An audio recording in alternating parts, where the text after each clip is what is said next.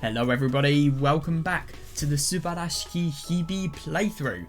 Now, we are going to be doing a lot of analysing today. As you can see here, we've got Lidudu on the screen. We're going to be looking at her entire conversation, trying to make some sense out of it. Probably impossible, judging by the fact that the soundtrack is the soundtrack that Ayana's theme has, i.e. Tractatus Logico Philosophicus. Yeah, it will probably be really difficult to analyse, but we'll give it a go. We will give it a go. Obviously, when I say it's difficult to analyse, I mean it's something in Chapter 3. Let's be honest, why would Subarashiki Hibi ever make sense in Chapter 3? I feel like the more we go into this, the more either things start to make less sense, or the more one answer could explain everything, i.e. maybe, for example, the answer of all of this being a dream? I don't know. I really would be interested to find out what the true origin of this world that we see here actually is. I mean, it's just so unusual. It really is. I'm excited to try and make sense of some of this.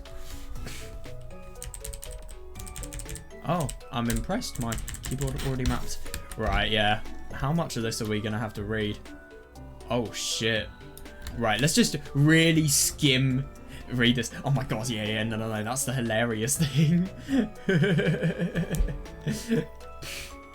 Oh, yeah, this was odd. I mean, I'm gonna be honest, I feel like if this doesn't show that Lidudu is a supernatural entity, I don't know what does. It's so odd, and I don't really know what the point of it is. I mean...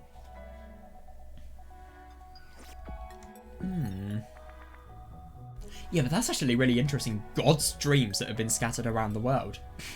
I don't really know if you could connect Lidudu to episode 2, but I mean, if episode 3 is going to be the episode that shows all of the, I don't know, if you like, behind the scenes of episode 2, of course, maybe Lidudu has, maybe all of God's dreams are all of the Subahibi chapters.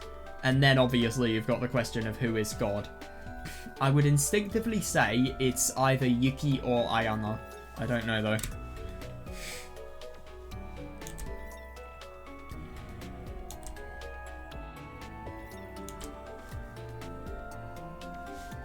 Yeah, but that's really odd. So you've collected all of the dreams, so as a result of that you've gone to the country of magic.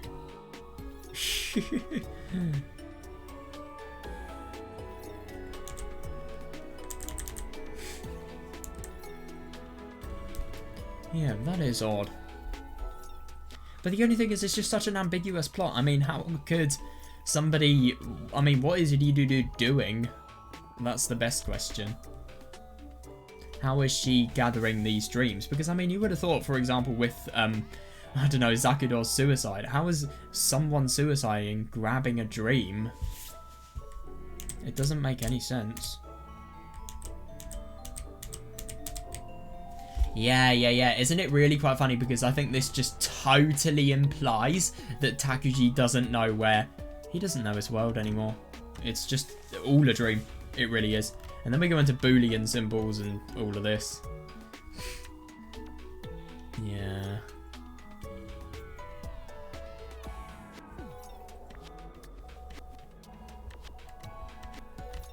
This is just so weird. And I love how little this conversation has logic in it. I find it really quite funny that Lidudu, she tries to say genuine logic at the beginning, and yet this is here. I mean, if anything, it really gives you the indication that everything is just prepared already. I mean, what the hell is this?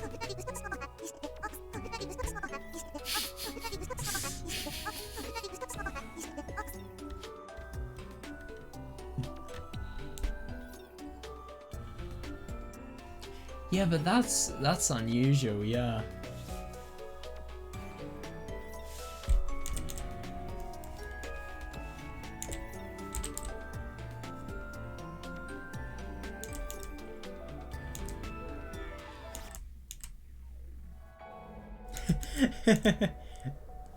No, but I just don't really understand why, obviously, Takuji has used these symbols, and yet... And obviously he's spoken the language of the symbols, sure. But the only thing is, I mean, why is it the case that Takuji feels as if he doesn't even realise himself the language that he has spoken in? Could you imagine if there's just some sort of really weird simulation element to this entire story? I don't know. I mean, if he's speaking in a foreign language and barely even realizing that he's done so, and then... Oh, I don't know. He's barely realized that he's done so, and then when he's asked about it, he's not deliberately playing dumb. It's that he genuinely doesn't know.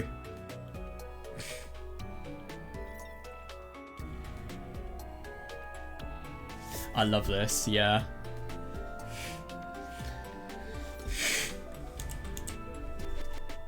Yeah.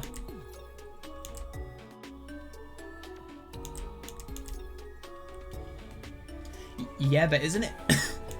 I just find it so funny how completely reality bending this is. I mean, the conversation is so odd that you actually have to take a moment to think about the language that you're speaking in because you somehow just naturally spoke in another language.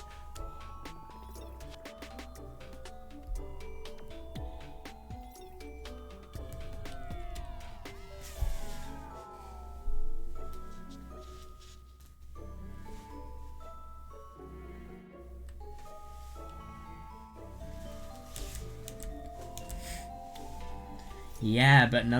I find it really quite funny to think about the fact that he's totally trying to de-stress himself just because of the fact that there is something that is so close to the unknown here. I mean, how has he been able to speak in another language without him realizing that fact? Yeah, and the world is completely relaxed because if it isn't, you are worrying sick about something that is really, really odd.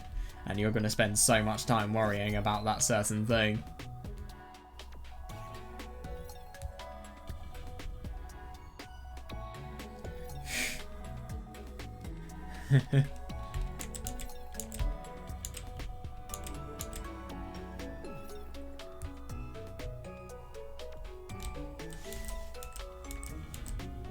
Yeah, but isn't that actually really quite interesting to think about the fact that... Oh, this is odd. Yeah, but why does she know? Yeah, sure. Yeah, isn't it odd to think about the fact that these characters, they know everything. I don't get how they know everything about Takuji. I mean, obviously that does imply that it's a dream, but I think it also implies that this could potentially be done by somebody. Maybe somebody wanted this to happen because, I mean, you're making the characters that are most relatable to Takuji talk him into something that is obviously really, really drastic.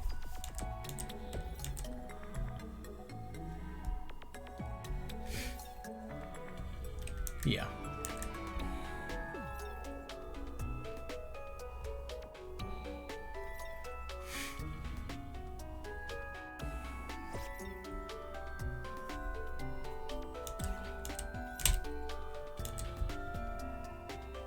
I just find it hilarious to think about the fact that her literally reading Takuji's mind is something that she is masquerading as normal. It's interesting because that obviously implies that there is a lot more to Ryudu than we know, I think. I mean, heck, I get that she's a magical girl, but at the same time, she's literally appeared in a TV show, and she's proven to know how to read minds.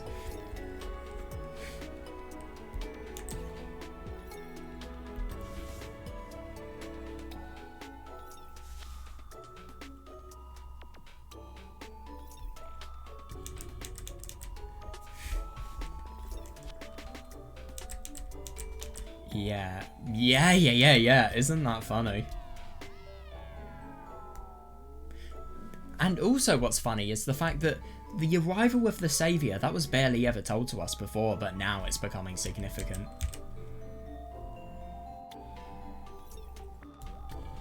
I don't understand why Takuji would be the saviour though. Why would his mother tell him the story without telling him that he's the saviour?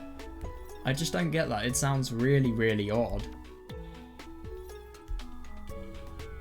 Who is Takuji's mother, seriously? What was her true intent? We know she's not a nice woman. Actually, no, I don't know if that's the case. We know she's a damaged woman. I think that's more reasonable to say.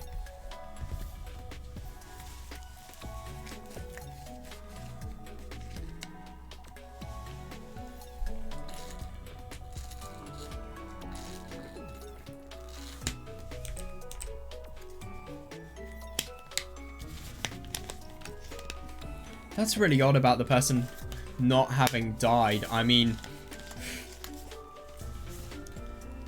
But the only thing is, if something did come true, then someone wouldn't have died. I mean, maybe, if anything, that could be Zakuro, because if Takuji... if somebody ever got... No, that doesn't make sense.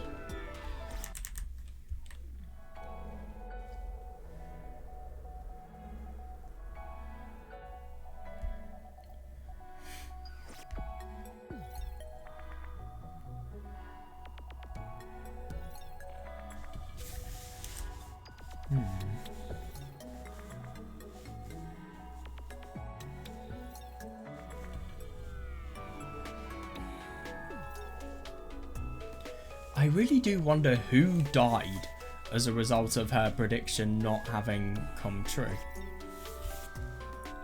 If the world had been saved, somebody wouldn't have died. That doesn't really make much sense. I mean, the world being saved on July the 20th. To be fair, no, actually no. That's odd. I really wonder what that is. But isn't it interesting to think about the fact that Takuji doesn't even say it himself? It's as if even to Takuji there are details that he is saying to another person that he, in his head, doesn't know. It's really weird.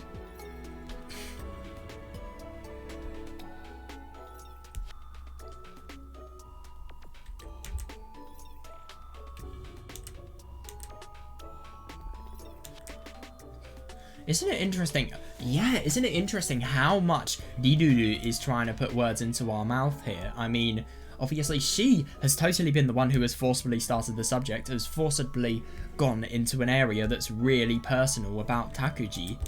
Yeah. Yeah, and then she's trying to twist words. It's awful.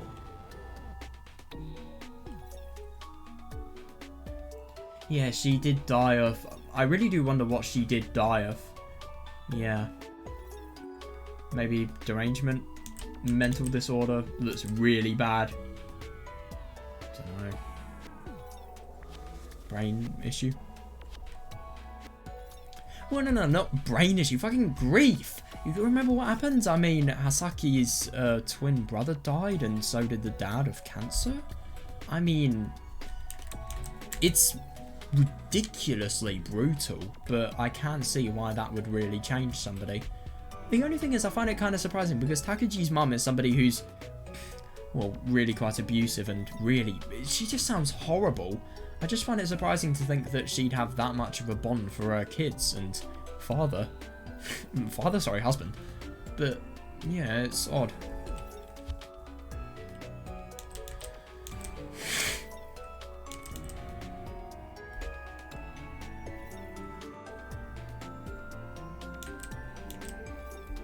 That's really weird. I do wonder what that is. I wonder if that's a saviour.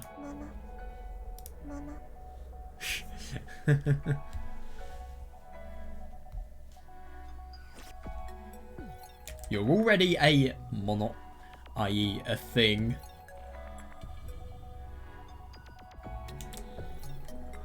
And funny to think about the fact that we are not allowed to know what we already are. We have to discover it ourselves.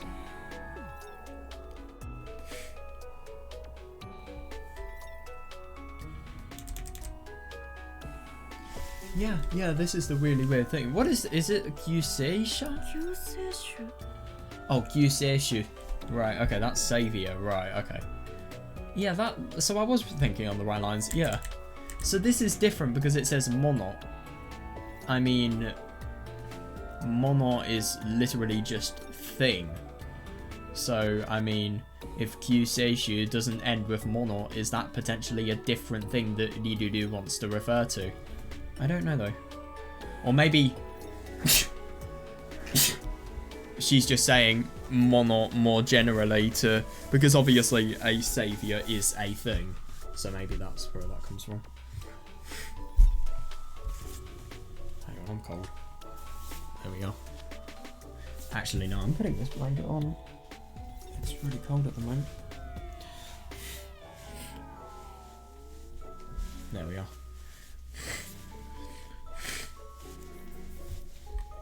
Yeah.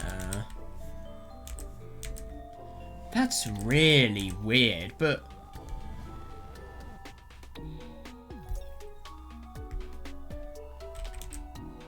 So that's actually really interesting. She's saying, why... So she's kind of implying about the fact that her mother was so tough on... Is it the fact that her mother was, for some reason, raising Takuji to be the saviour of the world? Was she raising a kid to fit her delusional prediction? I mean, obviously it would make sense if somebody had a high willpower to believe really, really significantly in something like this. Of course it would make sense for them to be tough on Takuji, just because of the fact that they would want Takuji to go in the right path to fulfill their desires, really. But it's so odd. But the only thing is, I mean... Oh, wait, hang on a second. No, I completely forgot. It's because of love. And it's because of... Well, that's what Takuji feels, at least. Her mother was so harsh on him because of love, and because she ultimately wanted him to achieve the best. She just did it horribly. And she was a really bad parent, let's be honest. I mean, who fucking throws hot water over their kid? I mean, I think if that doesn't show that Takuji's mum is awful, I don't know what does.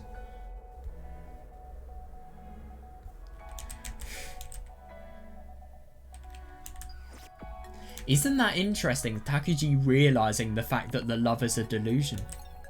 Yeah, so... Yeah.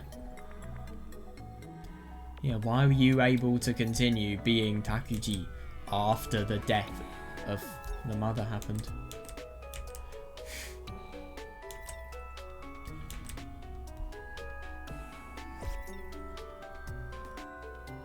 Yeah, but that's totally reasonable. Yeah, that's a good point. This is the clever thing about Rirudu. She's really trying to convince us into doing something that we don't really feel as if we want to do. Initially, we don't naturally feel we want to do it. Maybe it is something that is for the greater good, but I'm not seeing it because obviously Saviour Takuji... Firstly, the world ends even if Takuji is the saviour. I don't really get that. But secondly, I mean... What's the point of it? He just becomes really evil. He doesn't save anybody.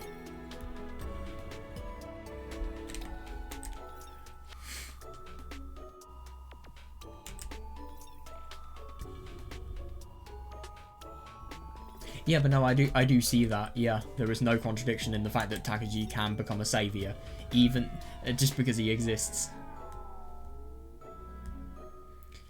Yeah, but that is odd. No, actually, so in episode 2 he definitely did that. He did return the world to the sky. But how? I don't get it.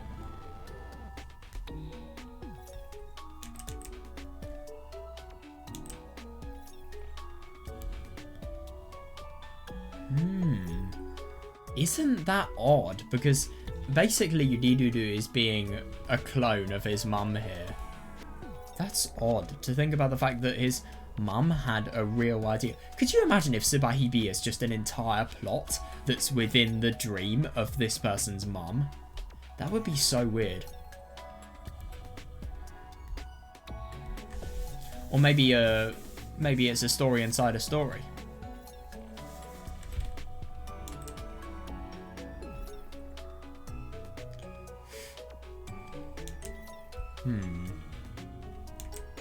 Yeah, but that's actually really odd. I mean, why was Takuji not raised just because his mother wanted a kid? Why was he raised so that he could become the saviour and the person who could return the world to the sky? I mean, I kind of get the impression that there is something... There's just something more to what we know, honestly. I mean, I just don't understand it at all. Why would one insignificant human being return an entire planet to the sky? And what does it even mean? It's totally ambiguous, returning the world to the sky. I mean, when Yuki returned the world to the sky, oh, I could have found something. So Yuki returning to the sky implies exiting out of the dream and leaving the state that is... Obviously everything is a paradise, but at the same time you were naive and you don't know anything that's truly going on.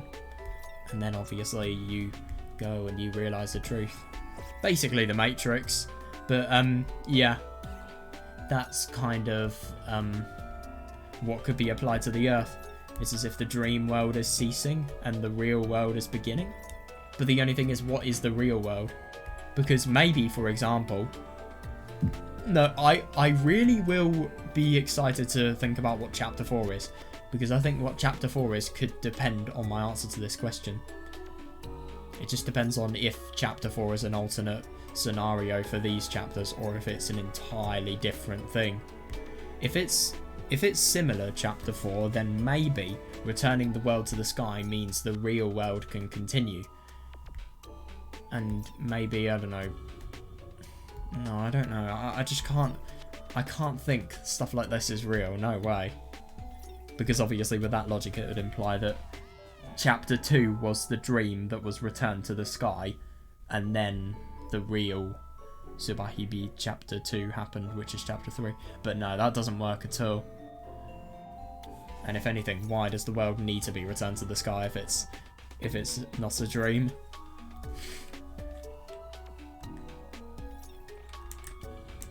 God, this is poison.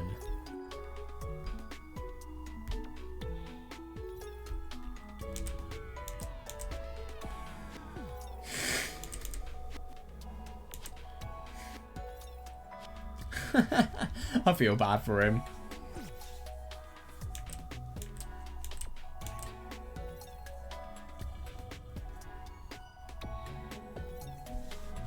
Not really.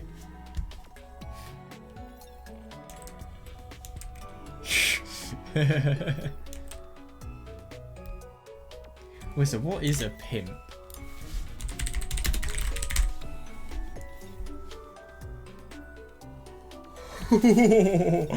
Oh god, I wish I never checked that out. A man who controls prostitutes or arranges clients for them, taking a percentage of their earnings in return. Right, okay, that's just sick.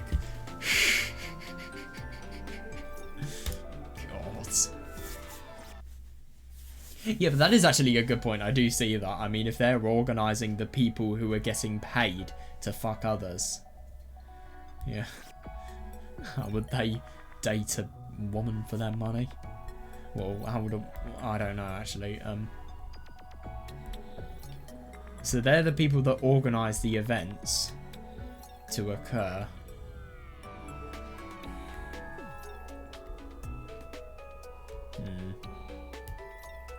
Yeah.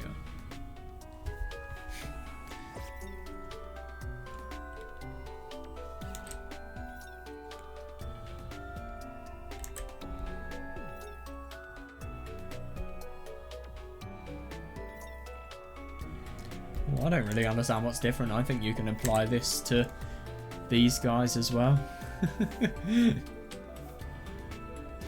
Maybe they don't have much money, I don't know. But I'd assume a trade like that is really big. And it's probably growing more and more.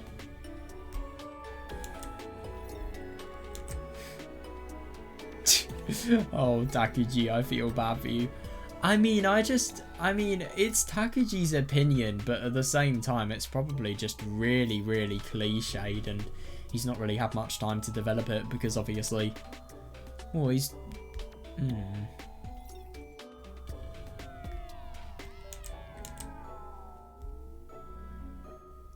Yeah, but no, I do totally see that, yeah. Yeah, but it is interesting, because Takuji's saying that, yeah, you need to have a meaningful life, but obviously it has to be within the right balance. It can't be too short of a time, but it also can't be too long of a time, because if it is, then, like Ayana was saying, the happiness will just go from happiness to hell. Very quickly, may I add. Very quickly.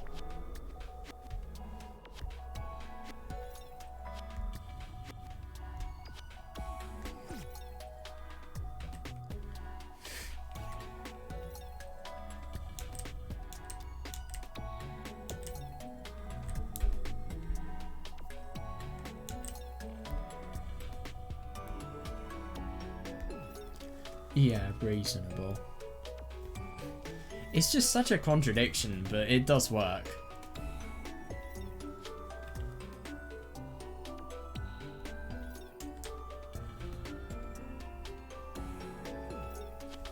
Yeah, that is interesting. And I can totally see that if you have a really meaningful life and you do lots in your life and then you just...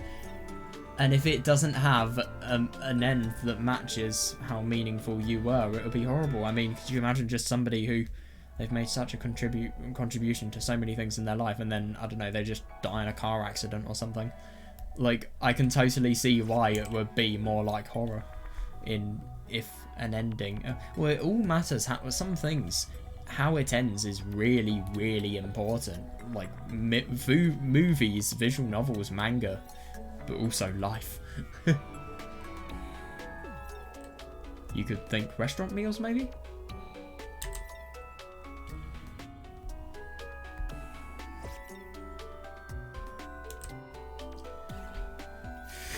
Yeah.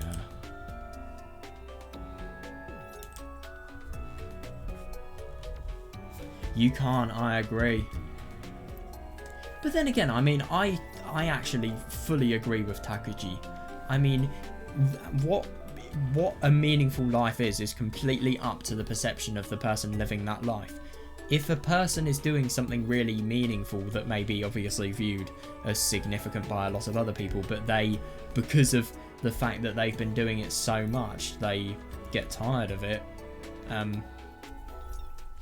Well, if they get tired of it and then they're forced to continue that standard of being meaningful, that will lead to mental deterioration, let's be honest here. Or maybe, if they're so enjoying doing what makes them so meaningful and then they have to stop, like forcibly have to stop, that also leads to mental deterioration. Like, it's just got to be the right amount of time. It really has got to be.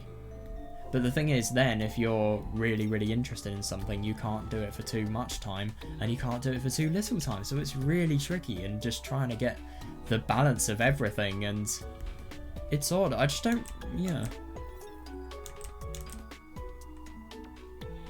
Yeah, but the only thing is, I totally see that. And I mean, this kind of reminds me of Zakuro, actually. I mean, with her life, I mean, she was happy with Takuji, obviously. She was... Actually, we don't know that, but she seemed happy. But the only thing is, I mean, I remember with Ridudu, I will bet you anything, she is one of the Ridudus that didn't want to die just because of the fact that there was no point. What was the... Well, maybe it was because of fear, who knows? Clouds the mind and beckons the worst outcomes.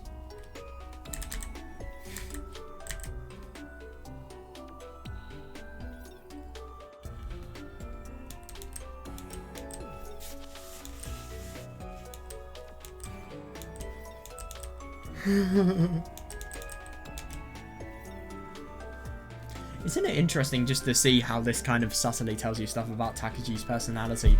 Not only that he's never really thought about this, but also that, if I'm going to be honest, he doesn't have much to live for. He always uses really standardized and really cliched meanings of life. He doesn't actually use anything that he thinks his own life would be. It's just ideas that are common sense, nothing really that personal.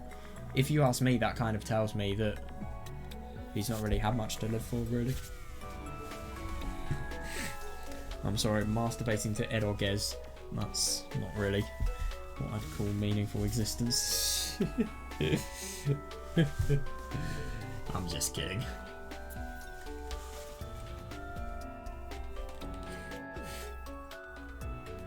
But to be fair, I think just living, maybe just living and getting through the times in which he has to struggle and face head on, that could be an interpretation of how his life is meaningful.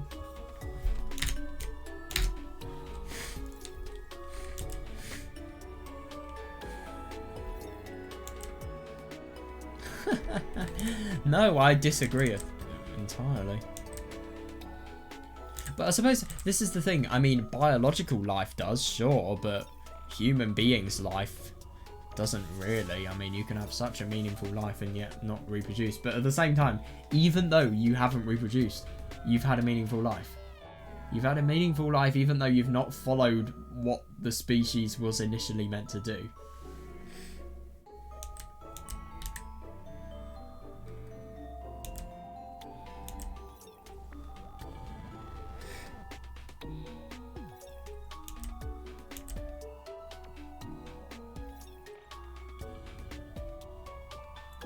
Yeah. What is...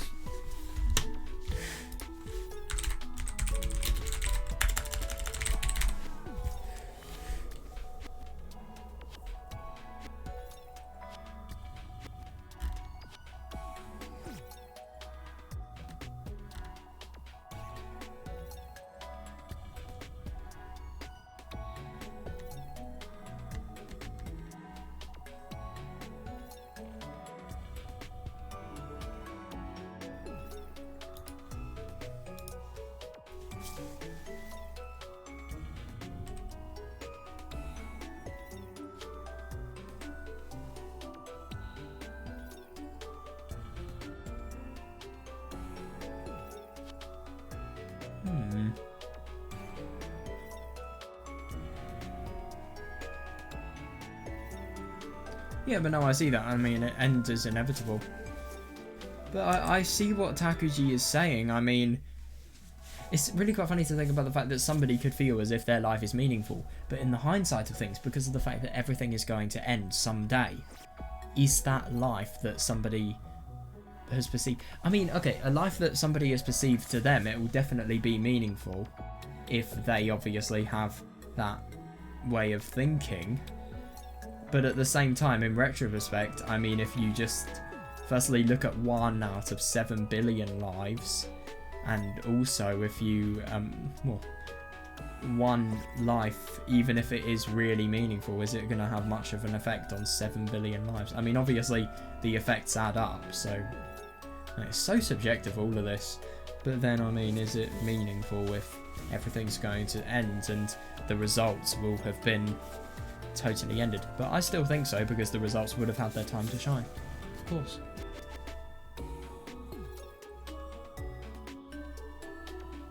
It's just the act of having done something that makes it meaningful, especially if it's a good thing.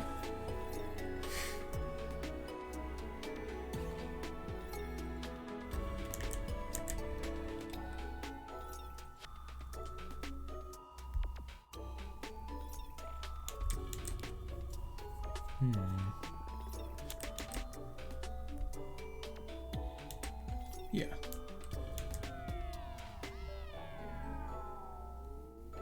Yeah, but I do see that. I mean, 1 over... what was something over... x over infinity. Or, I don't know, just any number you could substitute in for x. And it would probably be ridiculously small. Infinity to the power of infinity. I wonder what you get.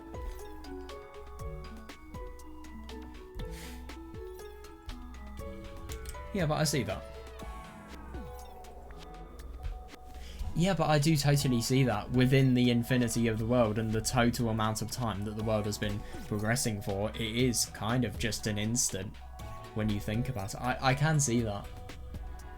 Yeah, it's just an instant in the hindsight of things. Yeah, no, I mean, that is true, but at the same time, this is the thing. Yeah.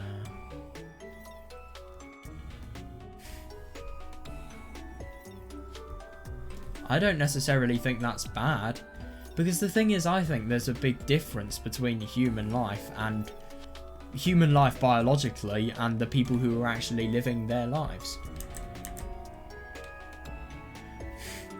But yeah, reasonable, I think.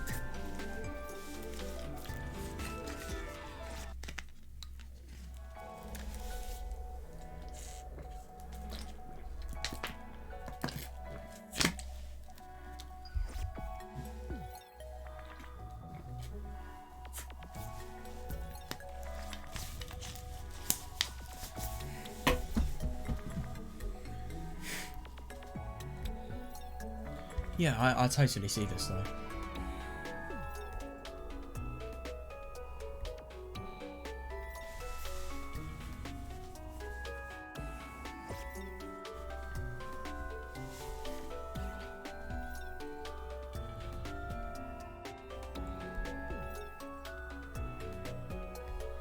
Yeah, but I mean, I don't think this is true whatsoever. The meaning to human life is to repopulate, sure, but at the same time, I mean, if you firstly achieve... Well... even with this logic, Riruru's logic, even achieving the meaning of life in hindsight will be meaningless. It's only meaning for a short amount of time. How does this relate to Takuji though? I really do wonder. It's as if maybe him becoming the saviour is going to be meaningful, and it's going to be a meaning to his life that, let's be honest, he's been pestered with ever since he was really, really young. But I don't know.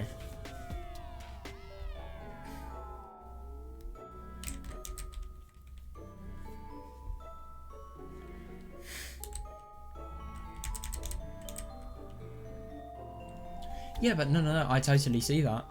And if you have a reason to be happy, it is, sure. And yeah, I think that could be said, because it's not about the happiness itself, but it's about what causes the happiness. So if you have something really meaningful that causes the happiness, and something that you can feel very accomplished on, even if it's not something that's that, or maybe, even if in hindsight of things it's going to be something that's insignificant and it's going to fade away and it's going to be forgotten in a few years' time, it's still meaningful in the time that it happened, so that could imply that somebody's living a meaningful life.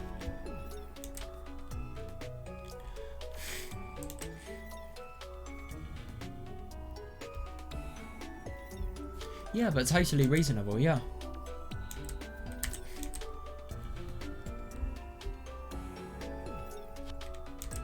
Yeah. Isn't it interesting that Riruru is connecting the dreams, she's collecting the dreams of God, and she has this approach of timelessness. I wonder how old she is. Maybe she has lived for 10,000 years, who knows?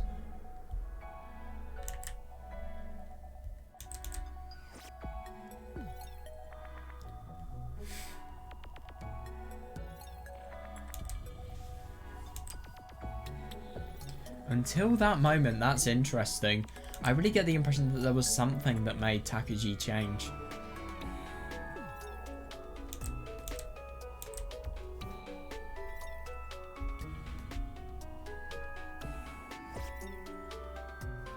Oh, that's interesting.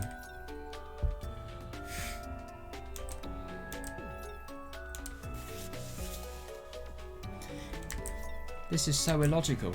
So you're basically saying about the fact that because obviously Takuji... Wait, hang on a second. Yeah.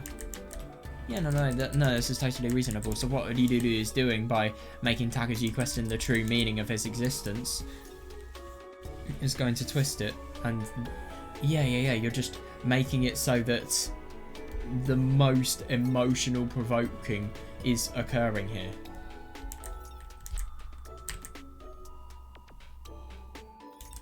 Yeah, that's key.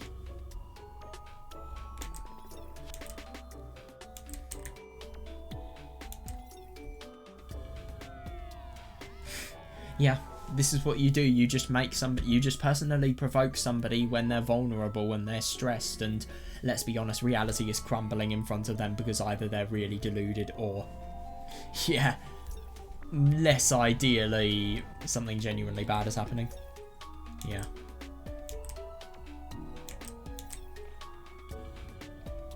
But the only thing is, why wouldn't the world saviour be afraid of the end of the world? Even if they are the saviour, the meaning of their life is just going to end because of the fact that they have been the one to return the world to the sky.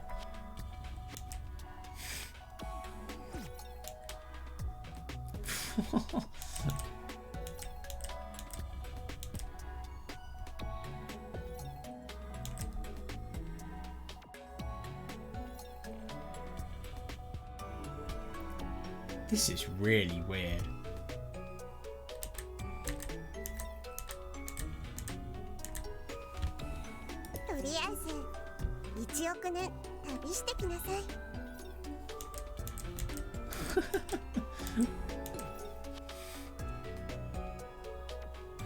Reasonable reaction.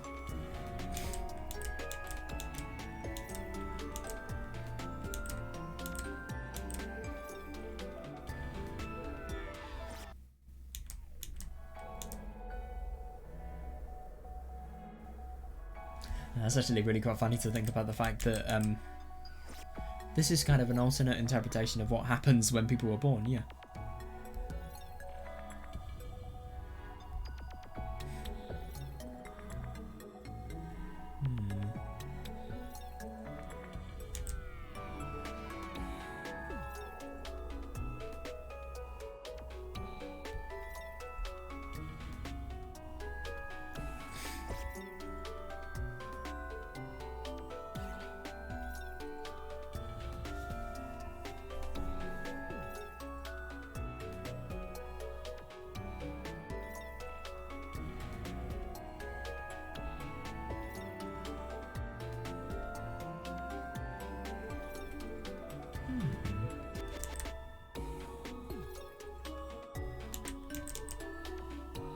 That's actually really quite interesting. So this is basically taking a theory that's not accepted by science and making it so that Takuji can see it in order to develop, really.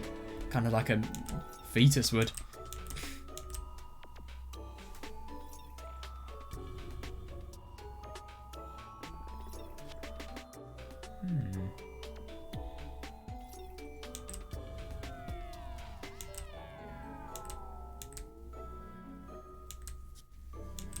Yeah, that's weird. Yeah, interesting.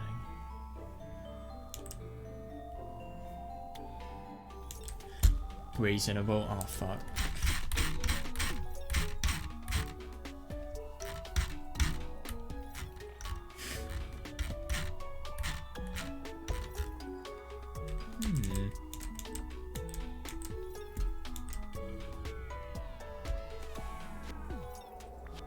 It's just really interesting to think about the fact that it's as if Ridudu has made it so that Takuji has... Well, she's metaphorically, if you ask me, obviously metaphorically said that it was as if 100 million years had passed of Takuji's life, and obviously in this time what had happened was Takuji had looked back at everything. He's been forced to look back at everything that made him the person he was today. And I suppose there is no trace left of them, but Takuji is the living trace of them, if you ask me.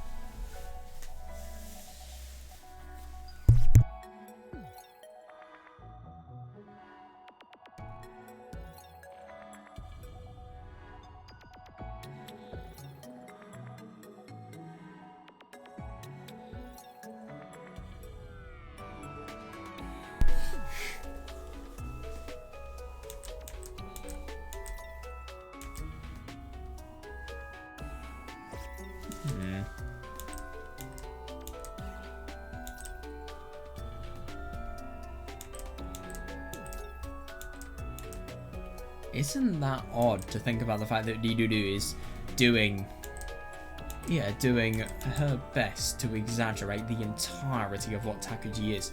So he's a saviour and now he is God. But it's interesting because, I mean, I suppose he's viewed his...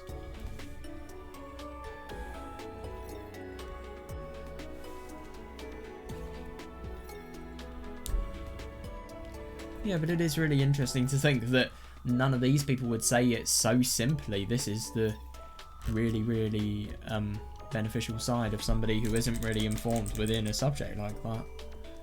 Because their instincts make up the fact, rather than the fact. Logic gained from the subject making up the fact, I suppose. Oh, fuck.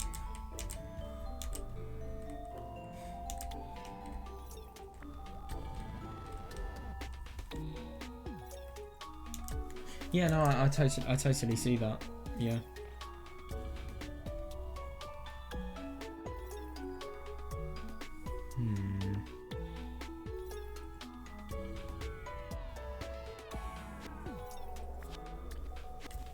Yeah, I do see what Takuji's saying, but it is interesting that everything for the saviour and for characteristics of a god are just being here. But the only thing is, I mean, if Lidudu is collecting God's dreams, that means she's potentially collecting Takuji's dreams. So maybe Subahibi is potentially part of Takuji's dream? So how do you explain episode 1 then? That's the problem. How do you explain it?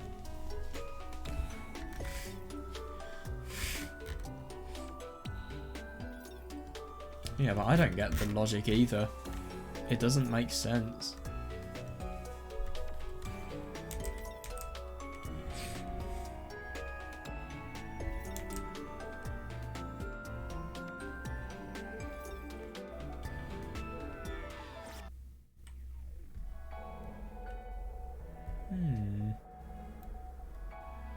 Yeah, but no, it totally just feels as if the end of the world is going to be inevitable, as if it was another dream by God.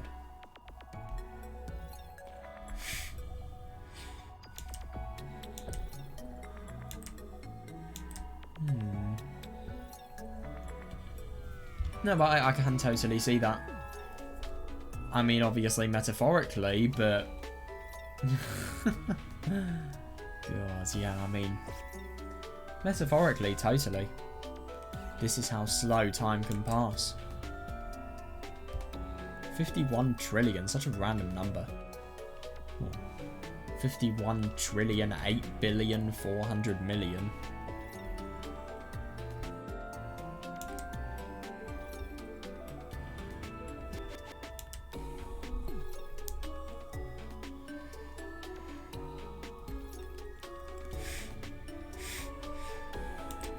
Yeah, no, I see what Takuji's saying. I mean, he is already within the omen of the world ending. If he dies, this prediction that may potentially come true is going to come true anyway, so it's not like he's missing much out, I suppose. I love this. This is so well written. Yeah. Yeah, but before the world is destroyed, though, I don't really understand that. Maybe Yuki realizing everything Takuji was doing made it so that the world was destroyed. But the only thing is, I mean, I don't understand why Takuji would make this conspiracy. What is his reasoning for it? It's so unusual.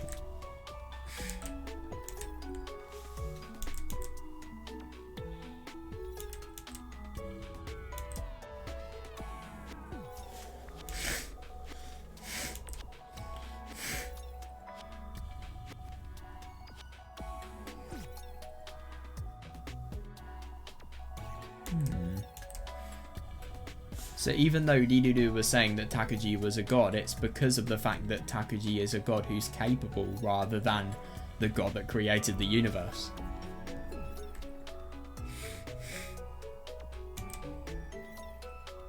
And interesting when you think about Zakuro here.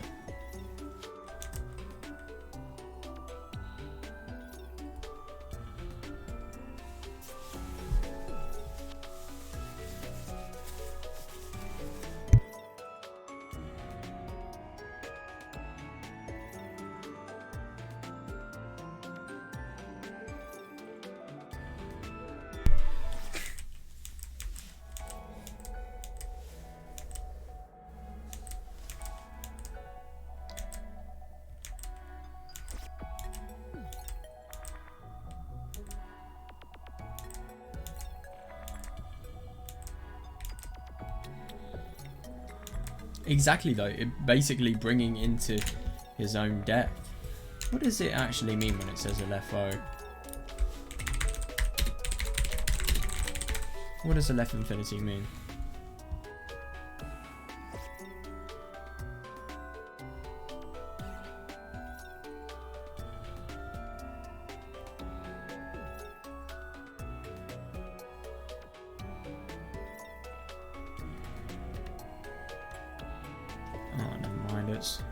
Oh, the infinite set of... the cardinality of infinite set of natural numbers. What does cardinality mean?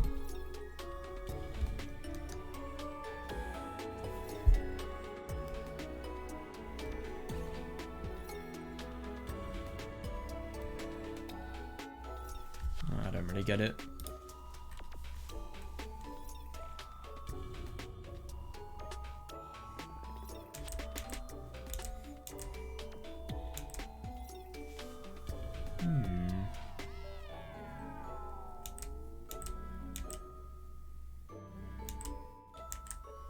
Really odd.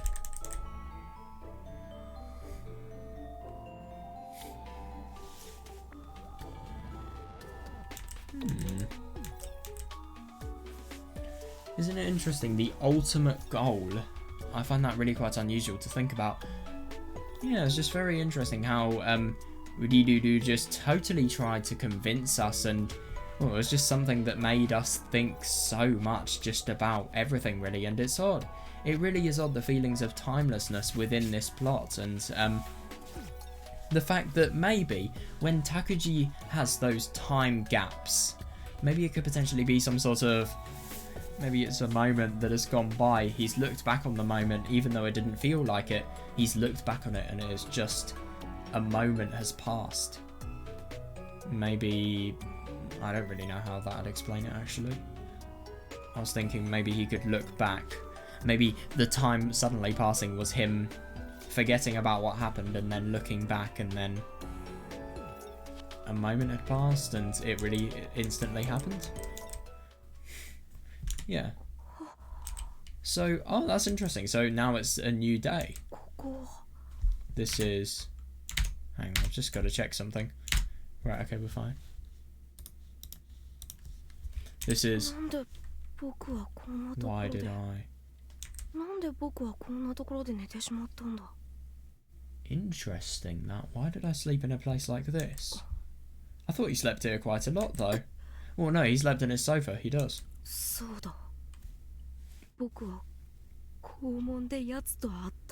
Yeah, that's right. I saw that thing at the school gate.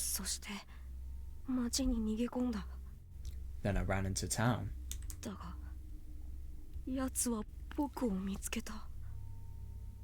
But he found me. God, yeah. Yeah, and the weirdest thing is that Ridudu had already been drawn on the pillar.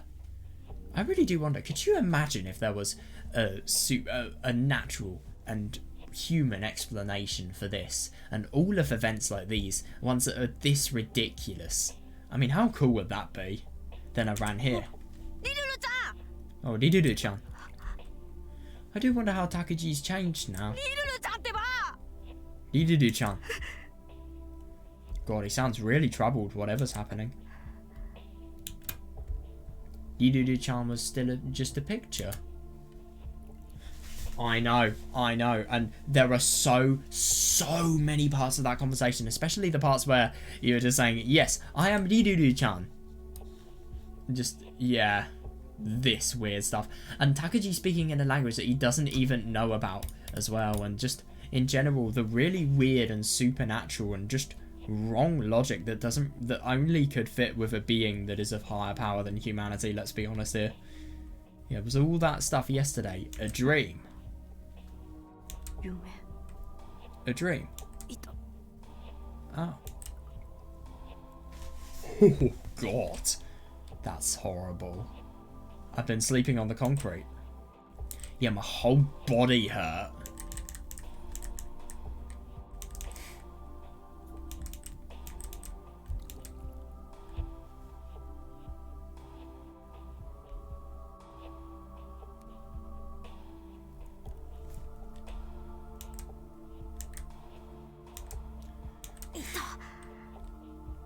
Ow. Oh yeah, I could imagine that. Your back. I don't even want to know how much his back would hurt. I feel like he's probably passed out just because of potential overwhelmment. Especially the harder parts of my body, the places where my bones stick out, really hurt. Oh, and he's skinny as well. That doesn't help at all. Huh? Oh, I see. The most painful part of my body wasn't bony at all. It was around the base of my thigh. What's this? There was a bulge in my pocket. Something was in there. Oh, it's Zakuro's phone. That's unusual. And isn't it interesting to think it's not only snapped here, but it's noticeably different with some parts of it. Huh. A broken cell phone. Oh, he doesn't know that it's Zakuro's. Oh, shit. It was pretty small, so I've forgotten all about it. Yeah, no, reasonable, yeah. Yeah, totally, yeah. He is really forgetful. But to be honest, I don't blame him. I mean, there are so many things that he just doesn't know anything about. And isn't it interesting when you think about everything regarding what Riduru was telling Takuji about becoming the saviour, and the fact that he is every type of god. He, the human being, can do something that the god of the world could never even think of doing, i.e. saving the world and returning the world back to the sky. I mean, yeah. It's funny that you could totally be immersed in something, but then it's as if all of that time, it's as if an instant has just passed and you've forgotten all about it the next day, or you feel it's a dream, so you don't necessarily take its message in. But how does Takuji become the saviour if that's the case? Well, this is not a very good thing to show us if... That's a good answer to the question, actually. Which means I accidentally took her cell phone.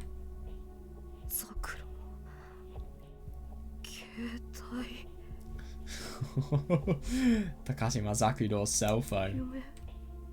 A dream.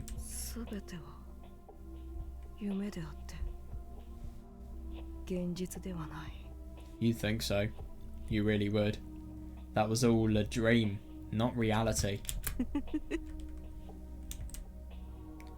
How many times? Oh, I know. Yeah, how many times have I thought that? I thought this is a dream, not reality. Or the other way around. Actually, to be fair, the other way around, not really many times. But sometimes you would have to accept the fact that something is reality. It would be too cruel to do so, but you would have to do it. It's inevitable. I thought this is a dream, not reality.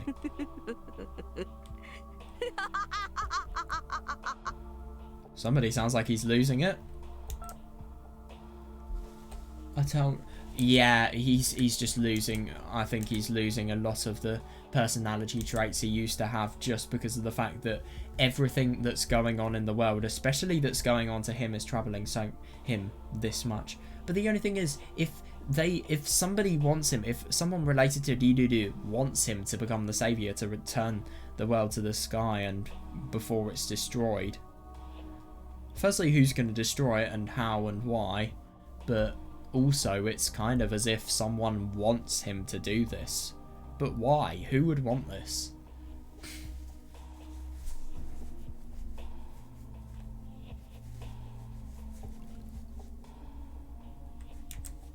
Turn the cell phone on.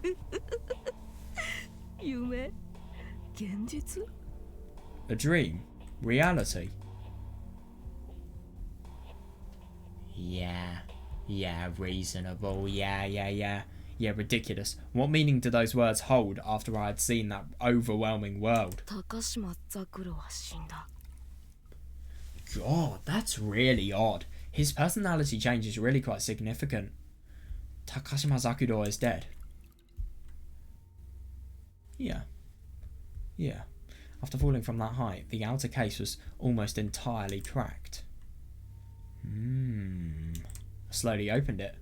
The hinge made a small cracking sound as I opened it, but there wasn't anything stopping me from using it. Oh god, yeah. Dream and reality, huh? Agreed, yeah. He really sounds like he's changed though, and if you ask me, it's very surprising, but this constant lack of ability to differentiate between dream and reality, I think this may be the cause for the Takuji that we know and we know best in episode 2. And isn't it interesting to think about the fact that his monologue about death and to the class where he was being really sick and mad and manic By the way, I really do wonder what happens with Yuki or any of the bullies. Can I just mention that? I do wonder what will happen. Yeah, at the very least, now that this has came out of my pocket, Takashima-san's suicide was reality. But only if this is reality right now. I know, that's the worst thing. You still can't tell. That's totally a reasonable argument. I started using her phone. The outside was broken, but the inside was fine. It was probably in her pocket when she jumped. It must have fallen out when she hit the ground. That's why it's not completely broken. Yeah, reasonable.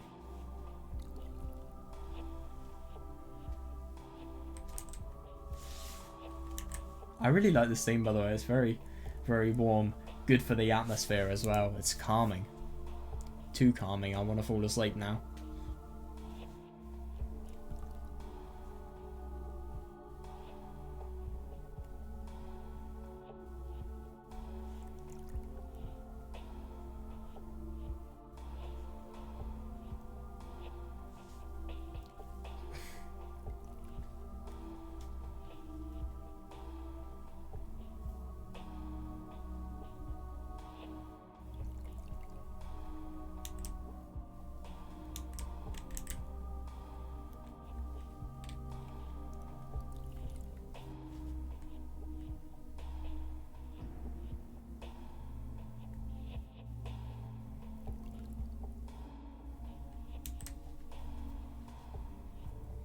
Yeah. That's interesting. There's no password on this phone. Oh, look at how dark everything is. Wow. By the way, isn't it interesting? Can I just mention? Yeah, look at how focused Takuji's thinking is here. Can I just mention that? It's so much more focused and so much more coherent. It's as if him being able to accept whether, not accepting whether the world is dream or reality, but accepting the lack of knowledge. The lack of knowledge of what your real world truly is. It's as if that has made him more, well, I hate to say for simplicity, but let's just say intelligent.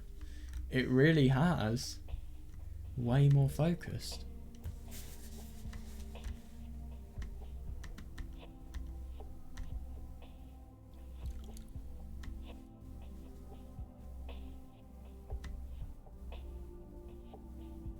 Yeah.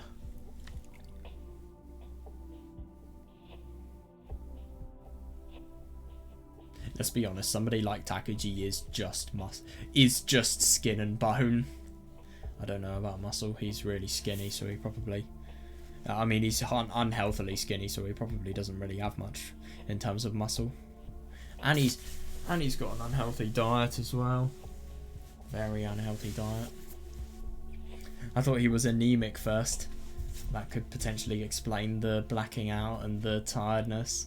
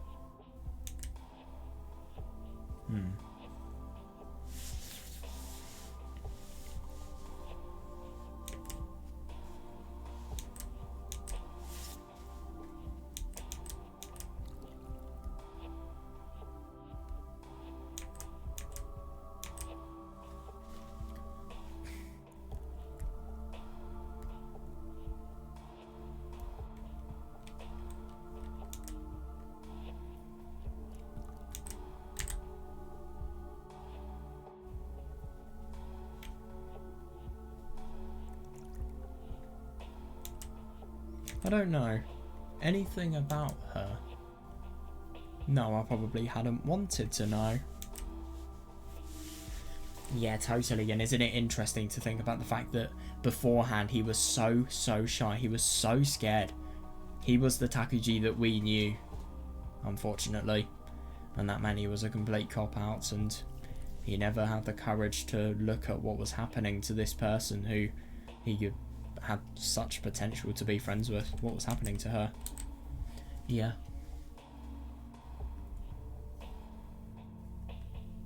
What was happening to her?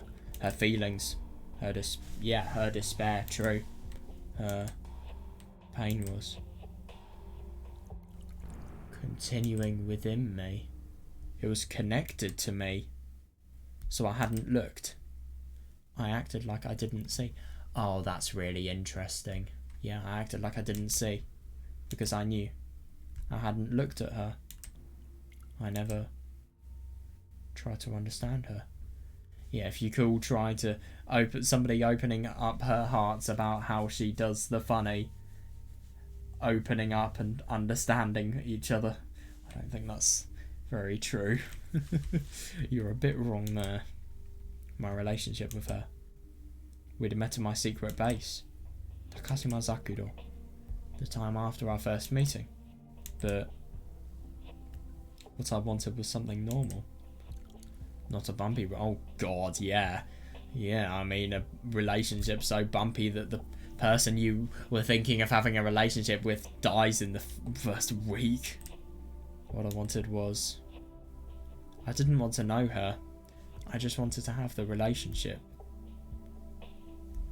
No, reasonable. Without any of the bumps. Just a flat, even relationship. That's right. That's what I wanted. That would be a world with no depth. Yeah, no, reasonable, and I can totally see that. You would want a shallow and peaceful relationship. That's just the ideal. Like Takuji said, though, I mean, the most amount of happiness you can have is only a limited amount, because if you have too much, however, if you have too much perfection, it will just eventually lead to insecurity.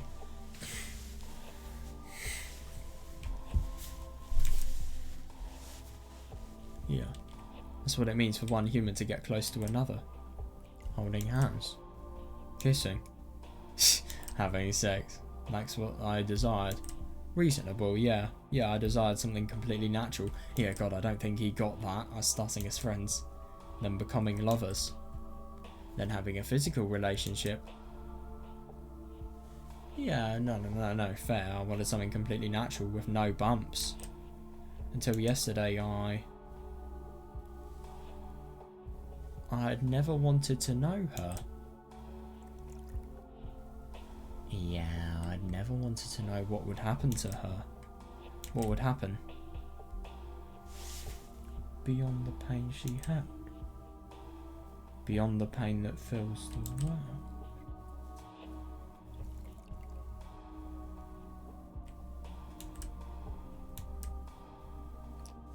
Yeah, Takashima-san's limit. And my limit, and the world's limit, but now I'm different. I understand what lies beyond her pain. I understand everything beyond it, because now I am the saviour. That's really unusual, because that is my fate. Right, Riruru-chan?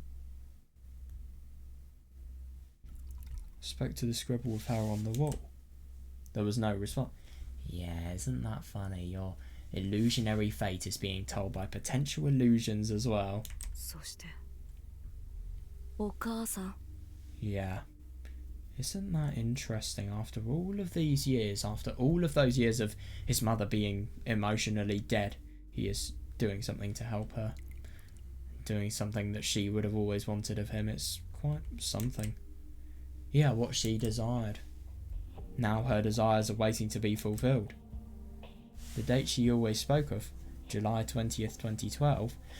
Yeah, totally. It's in under a week. It's right before my eyes. I took a deep breath and then looked at Takashima-san's email. Yeah, I'm just going to BRB for a sec.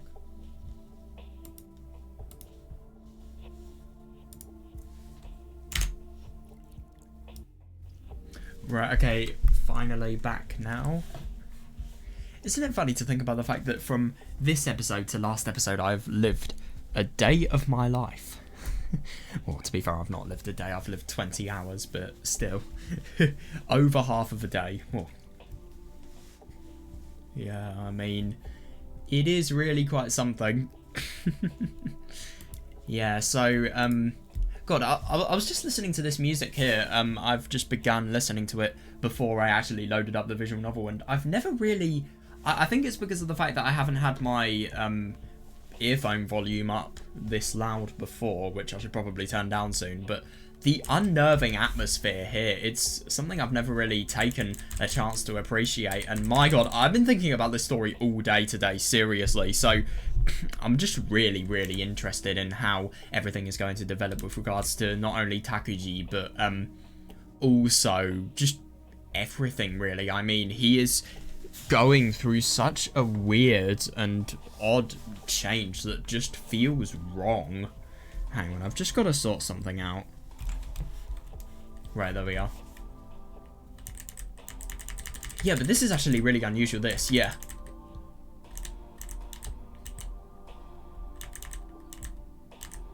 Yeah, but no, I couldn't blame Takuji whatsoever, yeah.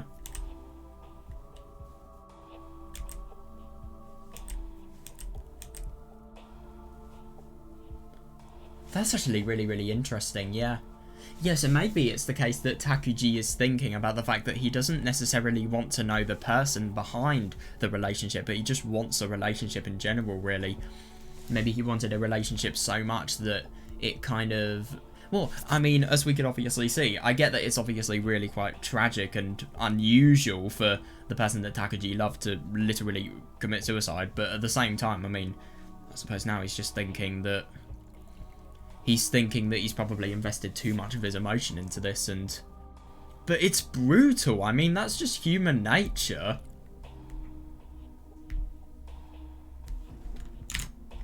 Hang on, I've just got to check something. There we are, we're fine.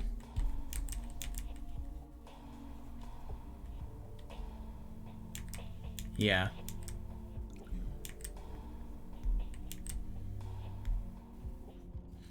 Yeah, it's interesting the fact that it would have no depth. So I suppose the more challenge there is in the world, and the more deviated from what would be considered perfection in terms of a relationship, just, well, I suppose the more bumps, the more depth the world would have. And it's interesting that he thinks that.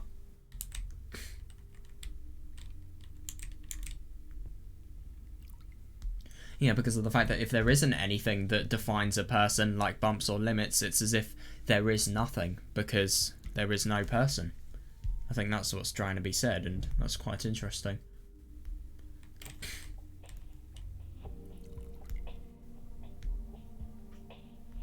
Yeah, but it is interesting, the shallowest of worlds, and I can kind of see that, because if everything's perfect, there's just a lack of emotion and a lack of... Well, usually if something's perfect, there's obviously some things that are going on that obviously another person would want. Well, there's obviously some... Well, usually if something's just perfect, either it's a facade or there's something that's going on, or people are just really lucky. But to be honest, I do kind of see that. If you remove all of these things, there usually is no point. Hang on, I just need to check something. Fuck. No. Oh, okay, never mind. Right, yeah. Yeah, this is interesting. So it's as if the relationship was really, really small and it had no potential. He just wanted something that was perfect, and he didn't really want to consider any of the potential bumps that would go in with this relationship. Yeah. But to be fair, with a lot of relationships, I mean, something that's really bad that happens, it makes it deeper. And if anything, I mean, for example, or I don't know, right, Higurashi spoilers, but remember all of the things that were so down and so low and so bad that happened in Higurashi, and how that made the people in the story just so much better. I mean, look at Keiichi, for example. He would have never, and especially in Miyotsukushi, he would have never been able to be like that if it wasn't for, well, like Takuji says, the bumps that he has gone down.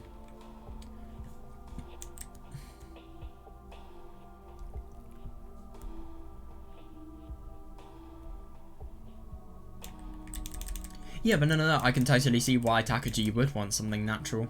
Yeah.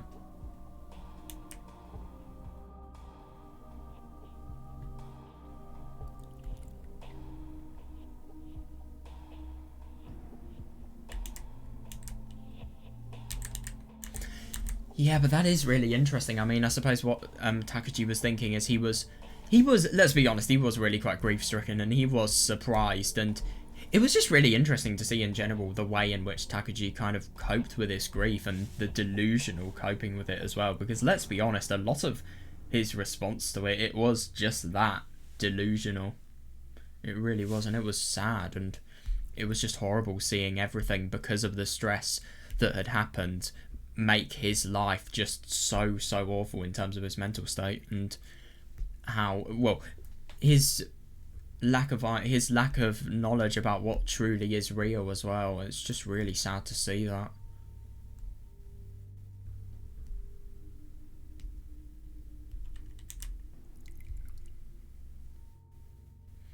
Yeah, but no, I totally see that. He was so absorbed in his own issues, which I don't blame him for, but at the same time, yeah, he's been so obsessed with his own issues that he's kind of forgotten how to care for Zakuro, really, and how to care about what's happened to her.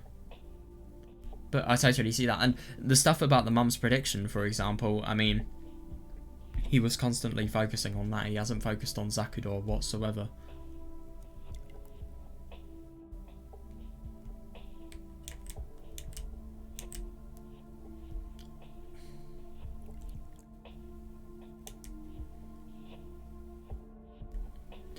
Yeah, but that is weird, beyond the pain she held, so it's as if there is pain, and I don't disagree, somebody like Zakuro, they would be hurting, but, yeah.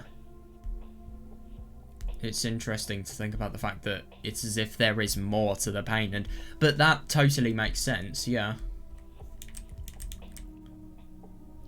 Yeah.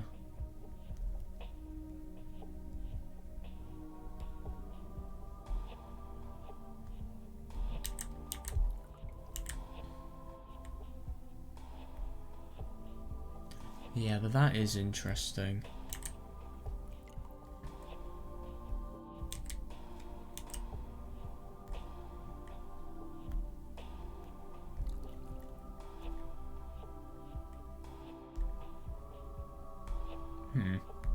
This is a bit tricky.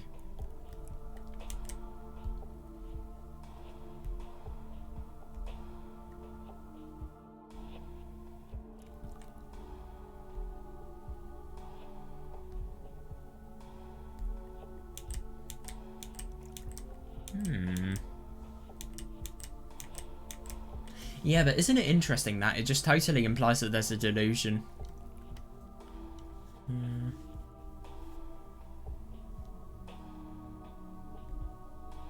But what I just find genuinely so unusual to think about is the fact that Takuji has found it so hard to tell about the difference between dream and reality, and what has happened, everything in the dream has sort of shaped him, and it's completely had a change of character.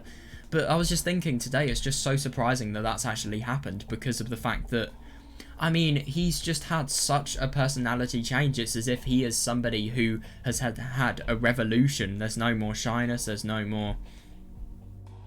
Well, there's no more of the traits that made Takuji who he was before. And isn't it interesting that I feel like he's a lot less lazy now, and he's so much more attentive and so much more determined.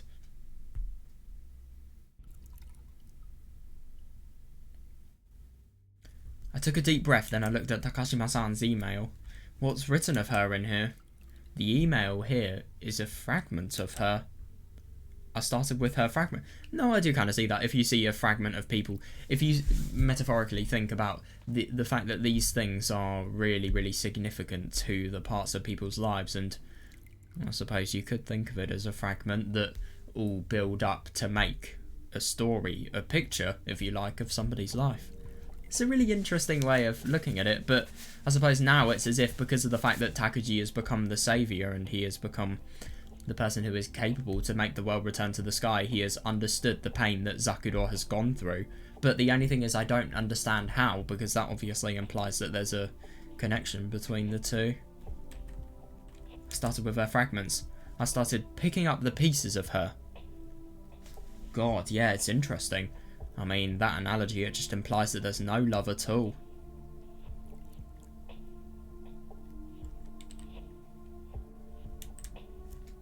To know her. And then I'll walk to the place of her pain. So we're really, really going to go on a journey of discovery to see what's going to happen with regards to Zakuro. This is how that is how this journey must begin. What Takashima-san saw. And what my mother saw. Ooh. So, is there a potential connection between the two? The first thing that appeared was an email from immediately before her. So, oh shit. It said. Obviously, Usami Renko. Is that from Toho? Usami. I don't know her. Hang on a second. Is this? Oh yeah, that's interesting. I really do wonder if that could potentially be one of the other people.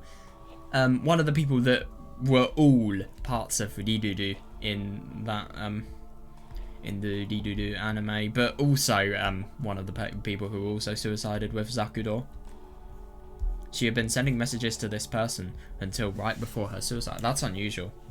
She'd frequently sent messages to her, the most recent being just 1 hour before her death. Oh, please don't tell me it's death threats. Usami, that's not a name of a bully that I know of.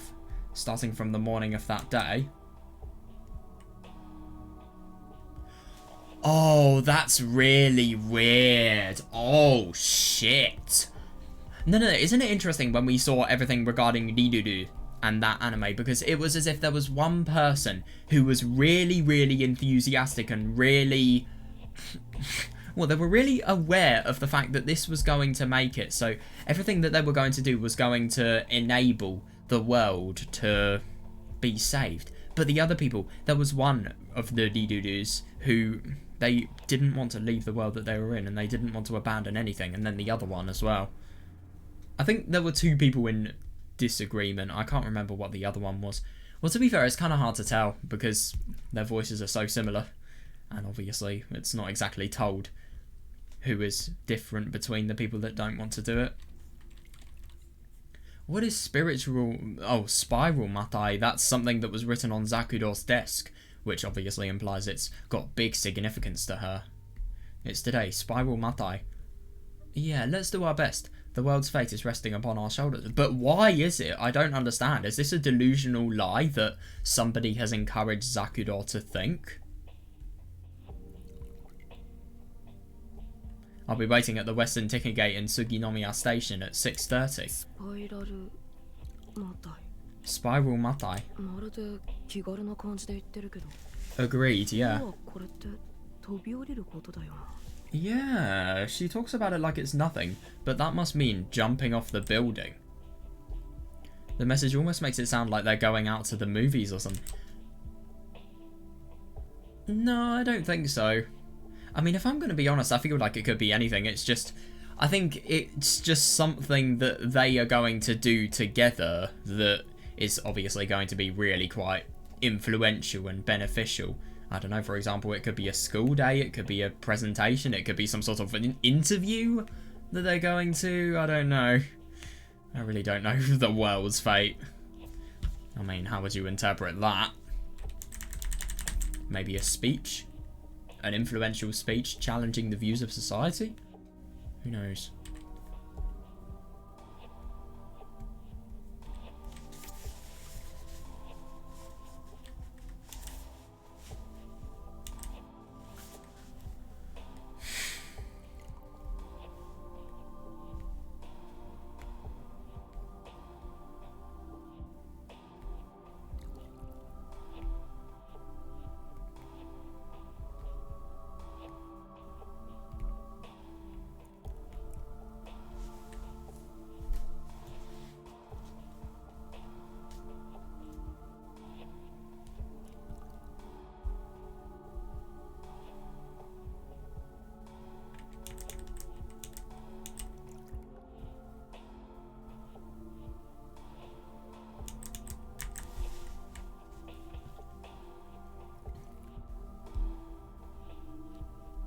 So, I mean, judging by the fact that there is somebody who has sent this email to Zakuro, I would really get the impression that the Ridurus, the reason why they all have the same name is not because they are all different renditions of Zakuro and this plot is supernatural, but it's because of the fact that they are all the same, they're all within the same... Wait, no, I can't say that, no. I think it's just because they're in the same location and they're going to do the same thing. I was going to say maybe they have the same views or the same aspirations, so that means they're the same person. But no, they don't. I mean, there's clear conflicts. I mean, two people scream and then one person's just saying, "to the sky," when obviously they kill themselves. The message almost makes it sound like they're going to the movies or something. Seriously, yeah. But still, Spiral Matai is one of those things scratched into her desk. Yeah. Oh, wait. That's cold. I'm your ally from the previous world. What? Okay, that's weird. What? Ayumi. I've never heard of Ayumi before. That aside, according to Ayumi's prediction, tomorrow's ritual must happen at 6... Oh, that's really fucking weird. Isn't it interesting the precise recording of the time that Zakuro was doing in episode 1, well, when she was dropping the doll off the rooftop? Maybe that has some sort of connection to what Zakuro was doing in episode 1. And it's at midnight, 1 past 12.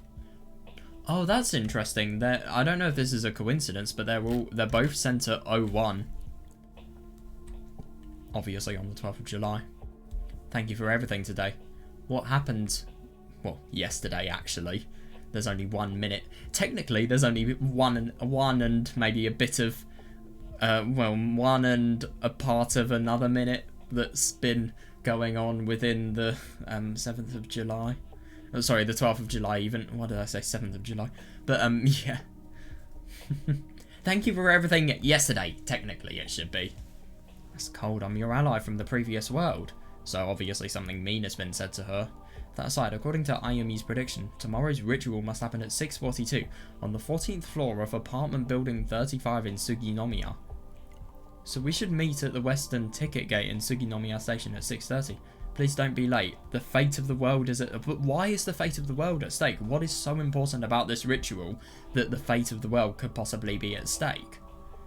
That's so weird. And why is it so specific as well? I mean...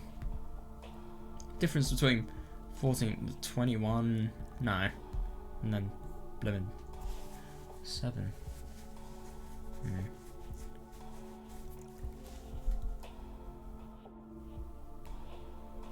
No, it's not really.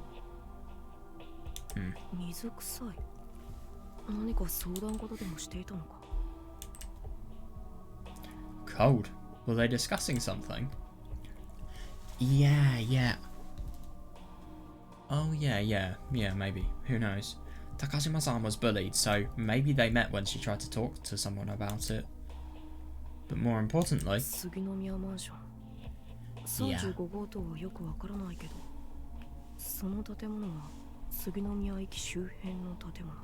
That's interesting. Maybe these people aren't people who have the same views, and maybe all of these people are potential...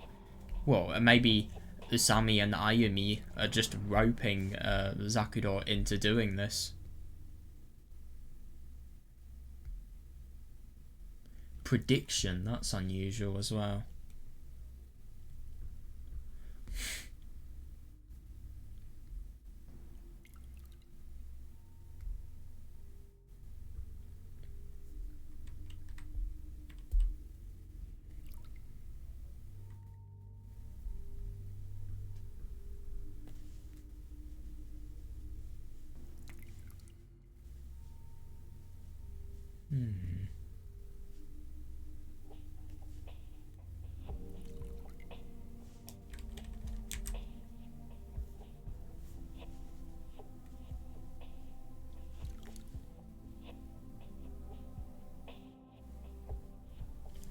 Yeah, but that is interesting.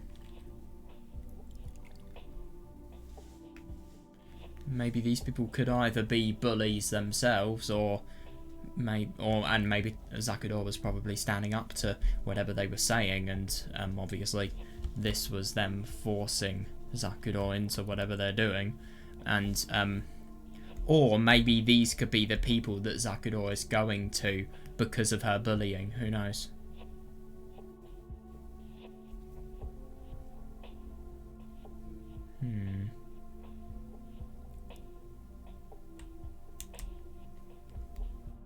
An apartment building in Suginomiya. I don't know building 35 very well, but that's right around the station. Yeah, makes sense. Yeah. Isn't it really interesting to think about how much Takuji has changed? I mean, beforehand he was really, really grief-stricken, but now he has he's totally got over what he was feeling beforehand, because I think he's just realised that he didn't really know Zakuro that well. He's only doing this because of the fact that he can become the saviour if he learns about this, I think, and he will strengthen his view of what it truly means for the world to become the sky. Well, for the world to go up to the sky again.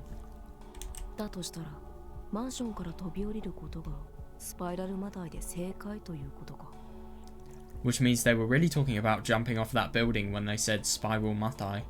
Yeah, maybe. Yeah, and Ayumi must be the other girl who committed suicide with them. There have been 3 corpses there. Yeah, the simplest explanation was that the girls who were messaging her, Usami and Ayumi, were the girls who had committed suicide with her. Agreed, yeah. It is the simplest. I don't know if it's the right explanation, though. What about the past world, though? That's what's weird to me. Wait, no. Yeah, the previous world. I don't really understand that. I mean, the fate of this world is at stake. So, firstly, what happened to the previous world for Usami to need to go to this world? I went further back in the messages. The day before they committed suicide, they'd agreed to meet up near Suginomiya Station. Yeah. The day before? That's weird. Maybe it's something really serious that they can't discuss on email, maybe? I went further back and found the first message she'd received from Usami. Oh, shit, that's really... Oh, that's weird. Oh, that's odd. So, what the fuck? Wait, what? That's so fucking weird. Hang on a second. Is that the day? Okay, so we met Zakuro. No. I think it might be the 3rd of July, the day we met Zakuro. That's so weird. So whatever's happened here, maybe there has been a really big change in Zakuro that has happened as a result of Usami. So as a result of that, she is maybe...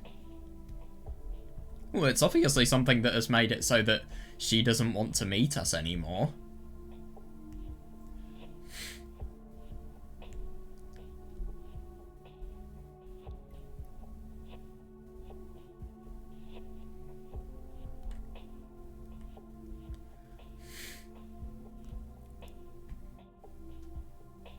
A large change. I really don't understand that. Also, the battle at the stone tower. That's weird. I wonder what that could be referring to.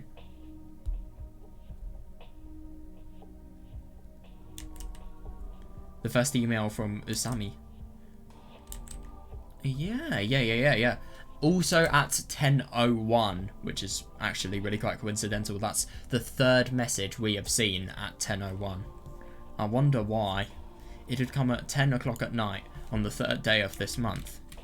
Which means they only met recently. Why have they only met recently and yet they want to kill themselves together? It makes no sense.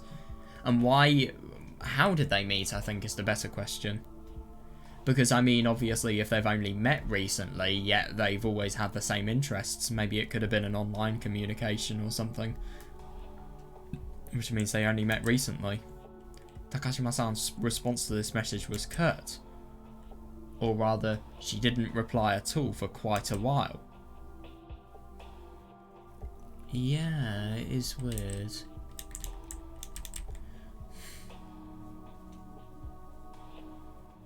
But this implies that they've already talked to each other and the fact that they know each other.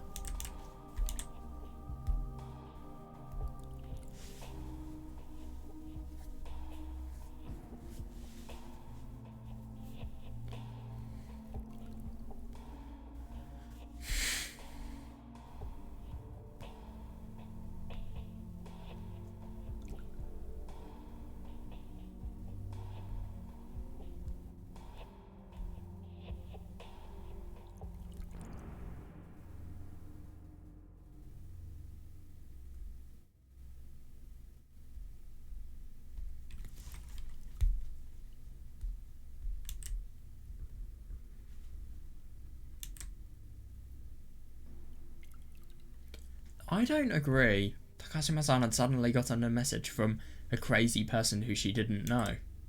Something like that. Yeah. Yeah, reasonable, but the only thing is what made her do so. Anybody would be reluctant to answer a message like this. And yet... Oh, that's odd. Yeah, so for some reason, Takashima-san seemed to have some interest when she wrote her reply.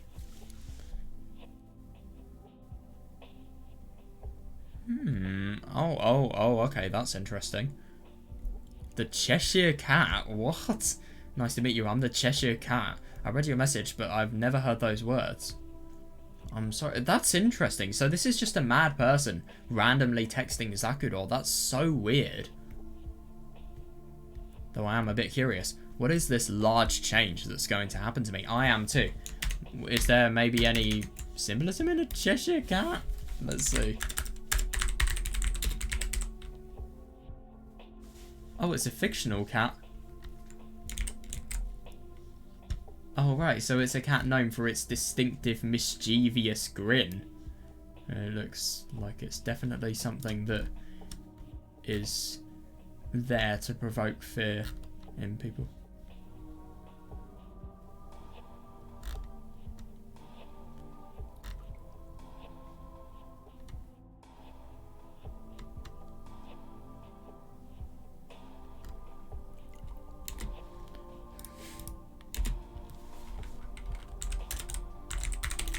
Personality? Let's search that.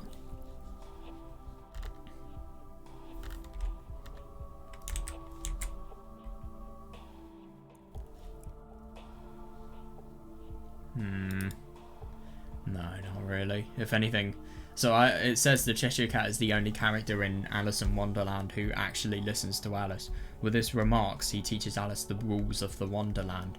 But the only thing is, I don't really think this is anything that's too relevant, because if anything, Zakuro is the one being taught the unknown. She is not the one doing the teaching. So I don't really think there's any potential we can get out of that. I don't know. But then again, maybe it's something directed to the reader? Maybe it's as if she's teaching the reader about what's unknown. I don't know. I feel like that's something we'd need to read more of the story to understand. Also, there is something that is pissing me off. What is holding this part? What is this? Oh, I think that's meant to go downwards. Yeah. Yeah, no, it is. It is.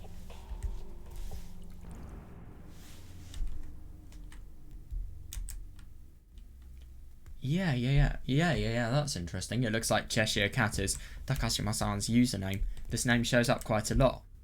I guess she was blogging or using a social networking site. Yeah, but it's a pretty odd social networking site if people can quite literally communicate with your email. I don't understand why that is. I mean, if it's a social networking site, why can people not just communicate on that certain site? Why do they have... And in direct messages, why do they have to do it on email? That doesn't make much sense. Well, that's not important. To be honest, I think it could be significant. It isn't too important, but Yeah, I do too. I do too, because maybe if you crack the puzzle of what is Zakuro doing social networking on, maybe you could find out why she is not ignoring the weird messages from somebody she doesn't even know. Or at least somebody we don't know whether she knows or not.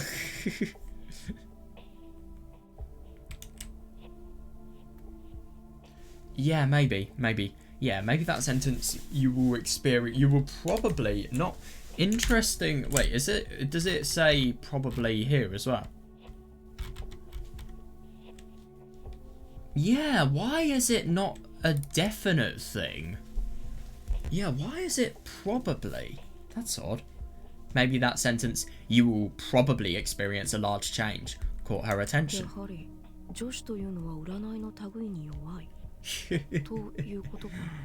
Yeah, no. I don't think it's just a thing that women would have. I think it's anyone in general. I mean, if there's something that could potentially change them, of course they'd want to know. I mean, obviously.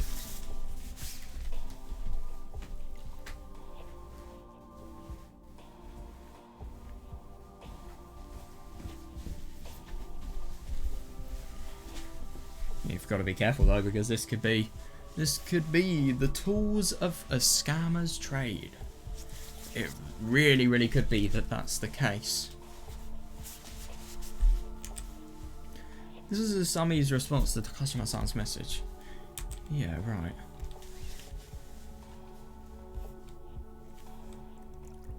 That's unusual.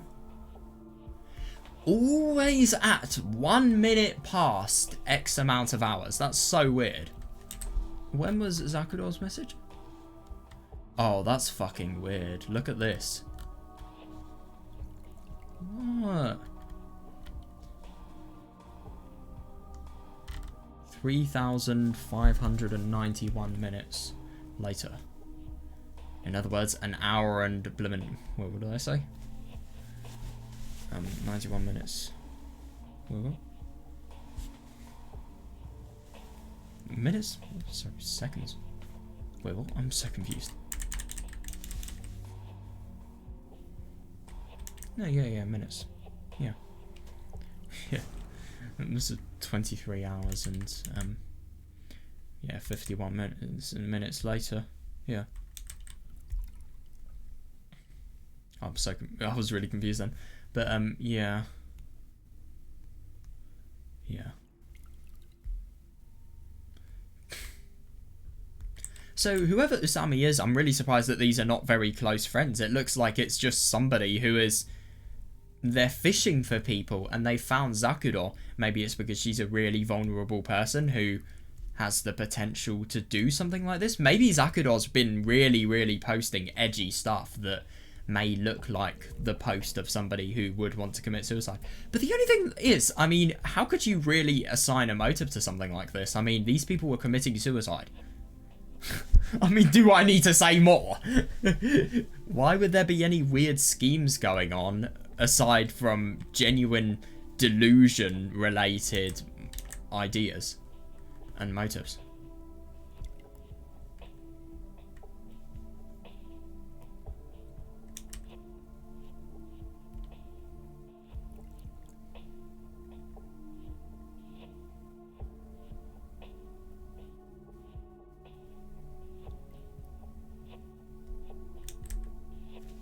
And the large change we predicted were...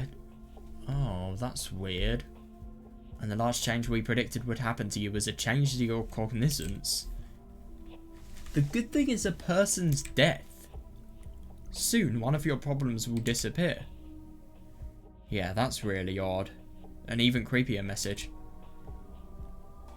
Yeah, totally. Yeah, it's even clearer than in the last message that she's not normal. Yeah, that's odd. And yet after receiving this message, Takashima-san started exchanging messages with her frequently. She didn't hold back. She started to get along with this creepy girl. God, and you wanted to date this person and have a girlfriend and have a relationship with her. Well, this is what people do. They latch onto insecurities, and when somebody resonates with them, boom. That's their cue to begin going as far as possible, let's be honest here.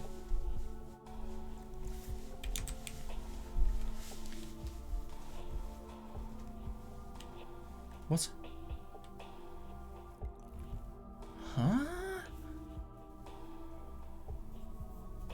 You've probably suffered for a long time, but the only reason you're suffering is because your existence is correct.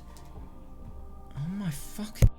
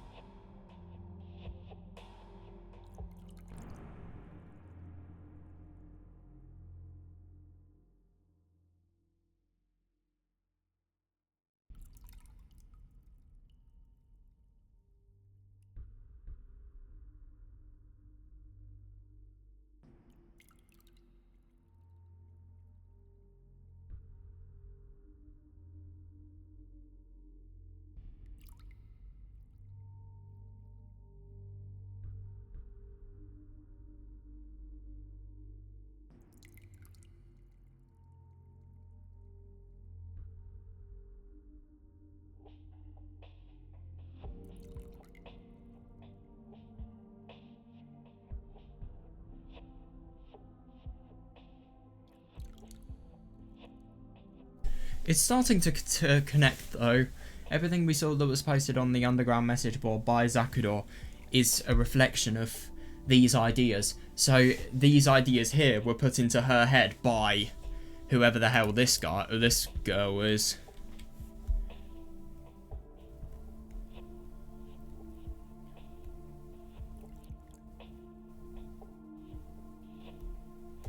Now, yes, this would make sense if Tsubasa was killed in this world. But the only thing is, he's not. So I don't really understand this. Also, there's no... I thought it was a coincidence that... I thought it wasn't a coincidence that every single message was being sent at X amount of hours and then 01. Doesn't look like that's the case anymore. You've probably suffered for a long time, but the only reason you're suffering is because your existence is correct. You suffer... Yeah, you suffer because you're correct. Yeah, I can think of a lot of situations where that would be the case. But the incorrect person who is tormenting you will die. Soon one of your problems will disappear. But the only thing that's just so unusual, I mean, how? That's so weird. Who is the incorrect person? They took advantage of her weakness. Agreed, yeah, so they obviously have known her quite a bit. I think it's probably some sort of blogging site. And somebody has obviously latched onto the fact that she's very insecure. If I had reacted more quickly back...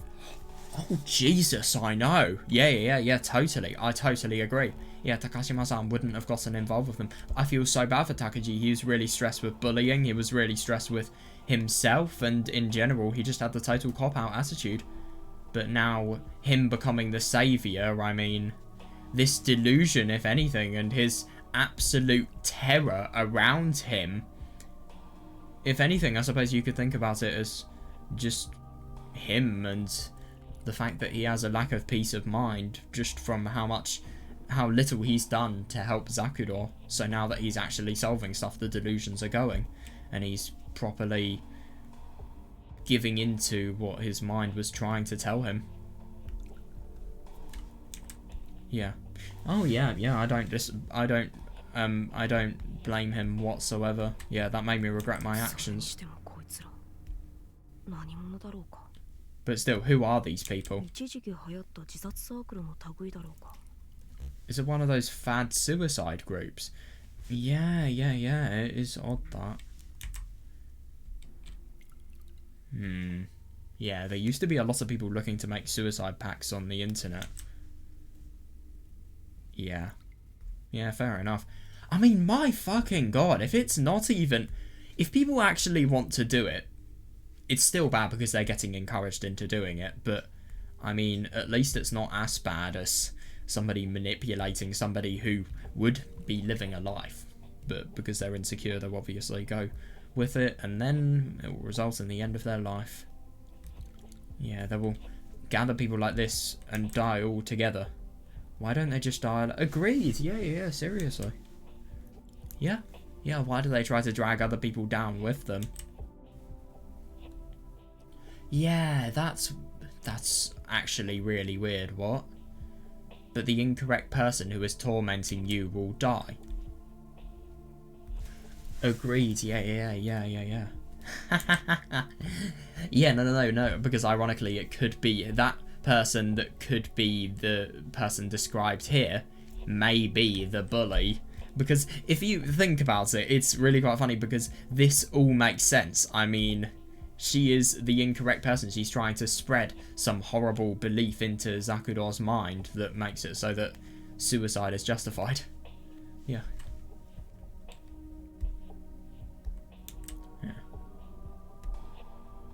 Yeah, these hypocritical words make Takashima-san trust that crazy girl.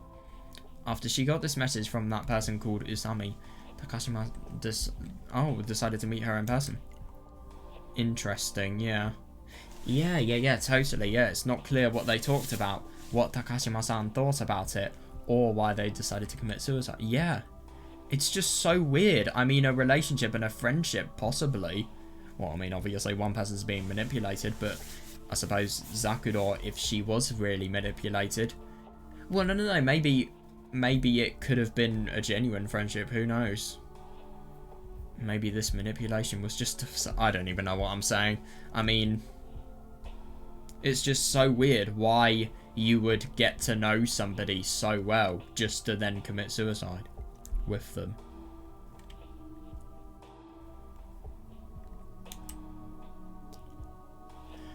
Easily, yeah. Either way, it's clear that she was driven into a corner before she did it. The person who drove her into a corner. The reason for her suicide. Something immediately came to mind. Yeah, totally. Yeah. Yep. Ooh, underground message board? The bullying thread. That's where he's looking, I think. I turned on the generator and sat in front of my computer. I love how crap that startup sound is. Yep, he's got it. Now then, the message board. The message board I administrate. Yeah, look on there. Good instinct. The message board where all of the school's secrets are written. Seriously, oh my god. It's going to be interesting to see everything regarding, well, I mean, obviously we saw it with Yuki and we saw her very odd, well, very, very mystery-filled reaction. But at the same time, I mean... Yeah, we haven't seen Takuji's reaction. I wonder how it's going to differ, because obviously Yuki's just looking at it through more of an outsider perspective. Somebody was really weird to her, so she wants to see what's happened to them just out of mere curiosity. But Takuji's doing it for something that's way more important, because he wants to look into everything that his mother was saying about returning the world to the sky, and obviously in order to find out how to become the saviour, he needs to find out the origins of the person who also believed in the prediction and what led her to that prediction.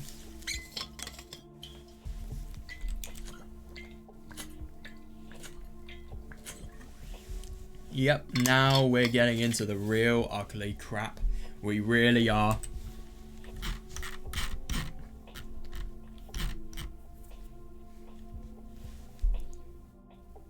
Yeah, but that's interesting. That is interesting as well. Our ally, not just my ally, our ally. So, Ayumi, wait, no, Ayumi, was it? Ayumi, yeah, Ayumi. Yeah. So Ayumi was already in this together. They just needed another person. Why? Who the fuck knows, but okay.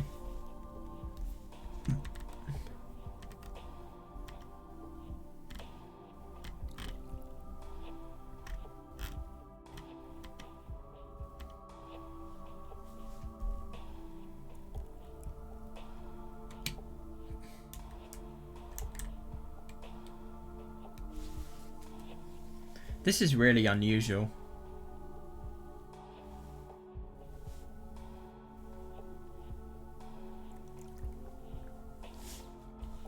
Isn't that really interesting to think about. So the good thing that is occurring here is whoever is dying. So, I mean, obviously that would be... Well, judging by what's said later is the fact that these people are incorrect. These people are suffering because of the fact that they are correct. But if your existence is correct, shouldn't you be happy about the fact that you are living an existence that is reasonable and normal? I don't get that.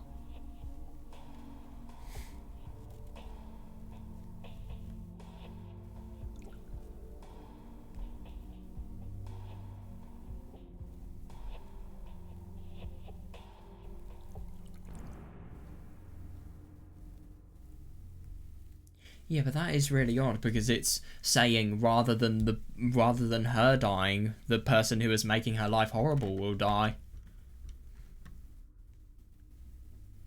Yeah, but I totally see this. Totally the case because of the fact that she's being manipulated. But yeah, it's even weirder. But the only thing is the problem that's disappearing here, it's not bullies, it's her life. But why is her life the problem? She suffers because of the fact that she is correct. And the person who is incorrect will die.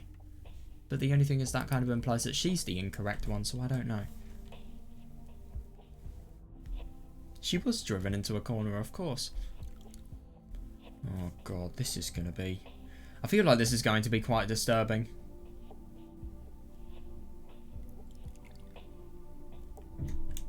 Megu and Satoko's friendship thread. Oh, here we go. Yes, exactly this. Couldn't we get in trouble for that? Oh, so the 7th... What? Wait, so that's the 10th of July. So that's before this occurred. Wait, no, wait, hang on. What am I thinking? No. So it's before her suicide happened. I wonder how many days after what they did this is. Because could this possibly have happened after all of the beginning to know Usami? Couldn't we get in trouble for that? It seemed like she was broken. Oh my god, you're insane. I hope she's totally broken. Then she won't be able to tell anyone. LOL. You're sick. Holy shit. Oh, that's interesting. So they have done something very bad. Yeah, we might have overdone it. If they find out, they won't just let us off with a suspension. Yeah, anyone can figure out what they were talking about now. Yeah, totally. Takashima-san had died. She jumped off an apartment building. No, the truth is that she was murdered.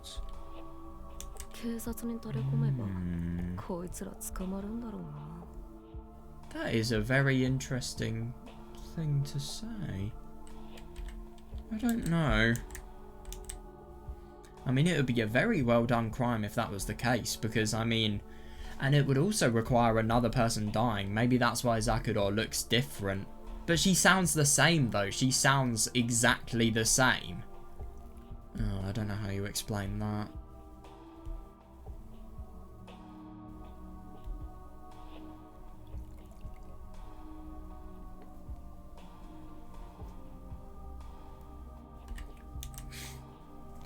Yeah, if I report them to the police, they'll probably be arrested. But you don't have enough evidence. No, I don't agree. These two bullied and murdered Takashima Zakuro.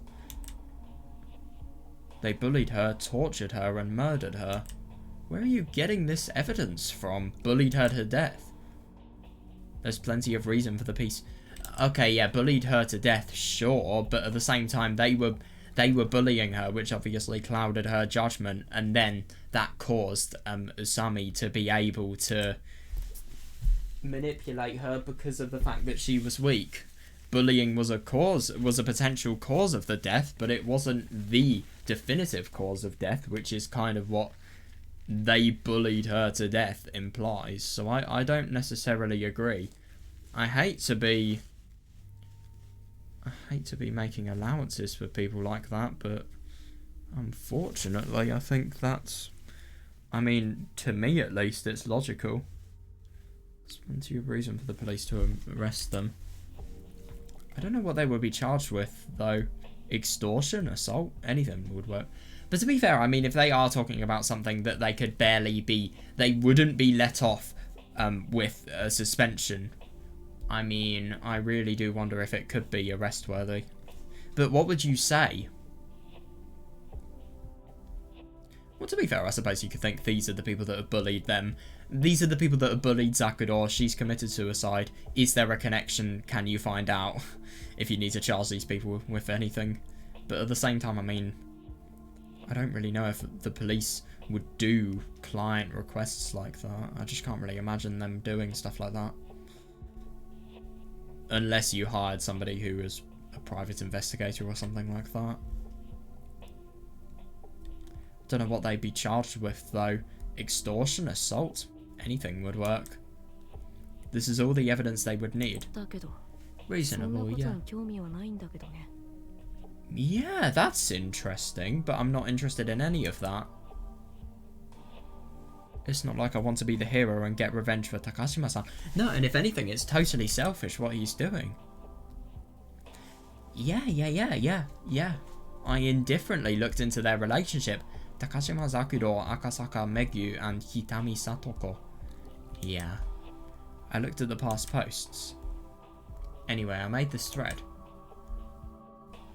Oh, damn. So this thread has been alive for almost a year. You sure did. Are you sure that no... Ha! Yeah, sure thing. You sure did. Are you sure no one else can see this board? Apparently.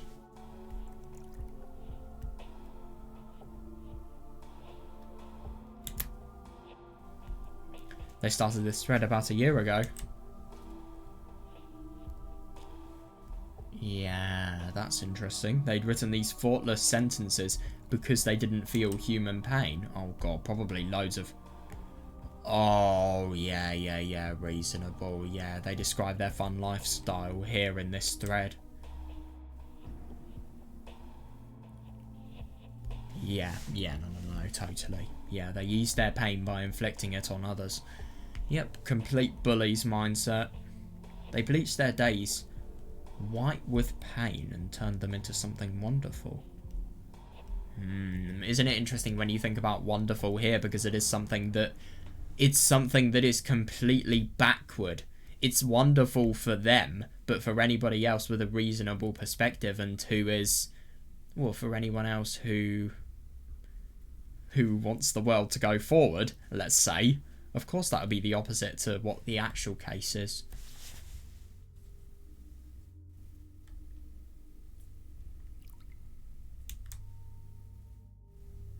The pain of others bleaches their own pain, turning it into something new. Yeah, reasonable. Yeah, they knew that instinctively. Yeah, because, I mean, let's be honest, all of the people, I mean, those disgusting bullies, all of them, I'm sure that they've had ridiculously bad lives.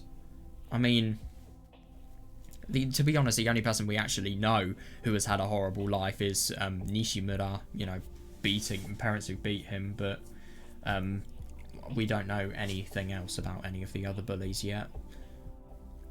But I'm sure people like Numada, Tsubasa, I don't know, Kiyoshi maybe. These people were all just assholes, and they're horrible people. I mean, let's be honest, Numada, Tsubasa, and who's the other one? Oh my god, Nishimura. If anything, the person that this most applies to, they should all be put behind bars. I don't know about Kiyoshi and Inuma, but they probably have done something criminal. Yeah, and if that just... And that just shows how far they are willing to go just to take their pain out on something else, really.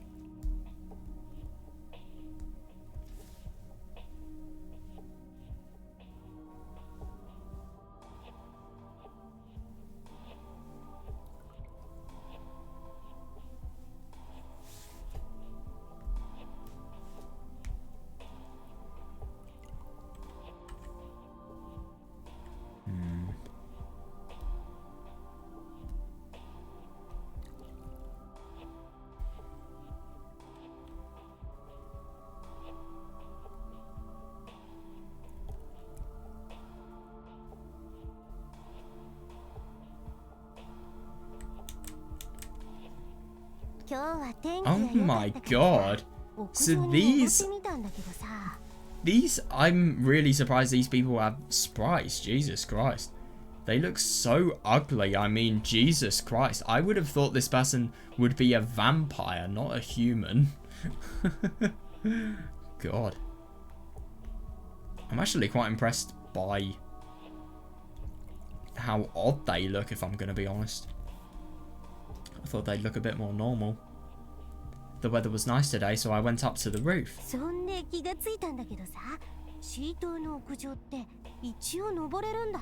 Oh, they're so gonna be scared by Yuki. Who is this? Oh, so that's Megu. Right, so Megu is the one on the right. And then I noticed there's actually a way to get up to the building C rooftop. Yeah.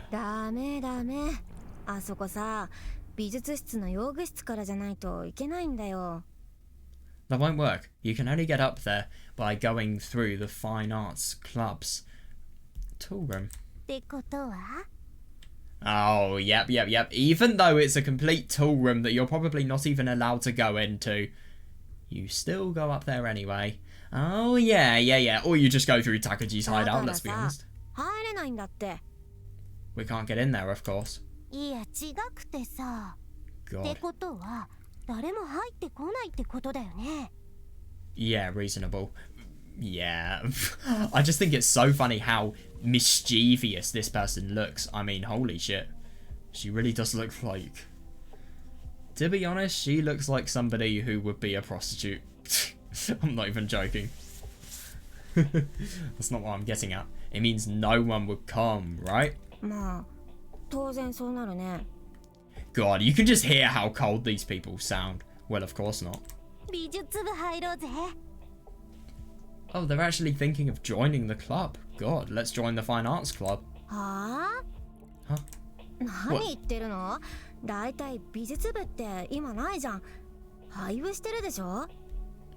What are you talking about? There's no Fine Arts Club anymore.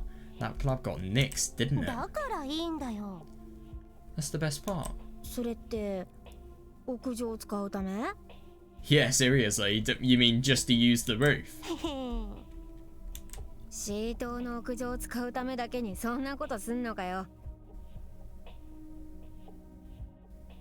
Are you really gonna join a club just to use the building C rooftop? Yep.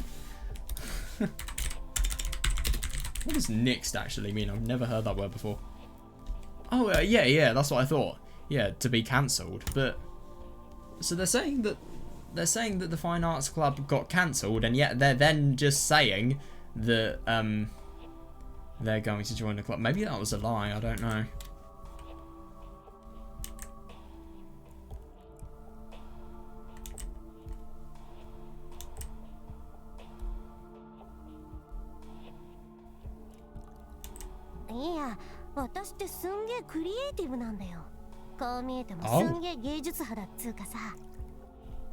No, I'm actually super creative.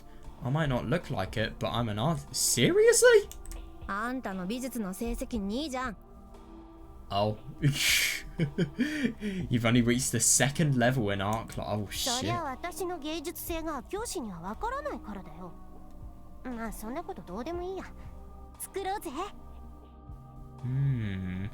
The teachers just don't understand my art. Anyway, who cares about that? Let's remake the club. God, so they sound very, very forceful, and they sound very pushy. Especially Megu. She just sounds like somebody who they would never, ever stop until they have got their way.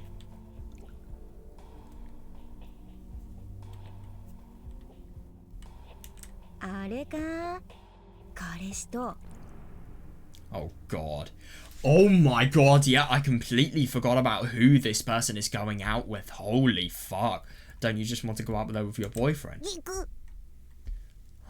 Oh my god. So that was why.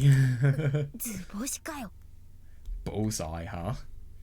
You know, I'm actually quite surprised because this conversation, I get that these people are complete horrible bullies, but they don't necessarily, I mean, I can tell that somebody like Satoko, I mean, she seems more insecure than a bully. I'm just kind of surprised. I mean, if I saw this conversation beforehand, I never would have thought that these people were bullies, but yeah, they are. They're horrible. But, yeah, it's surprising. I mean, their conversations are a lot less... I mean, obviously, you can tell there's hints of it in terms of just the fact that they're bullies, but it's a lot less obvious than the conversations Tsubasa's lot have. Bullseye, huh? This is so the same voice actor as Tsukasa. That might be part of it.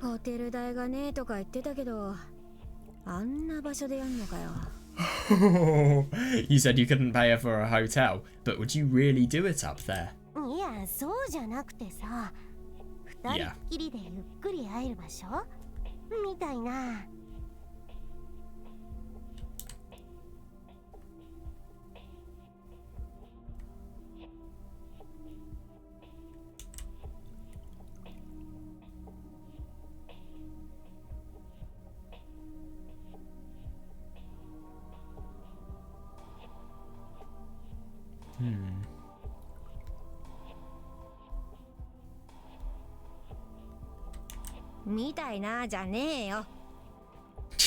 I doubt you'd just be hanging out.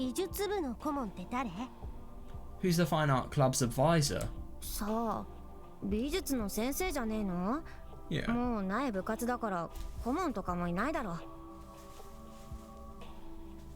Would it be the art teacher? There's not really any advisor anymore since the club has gone.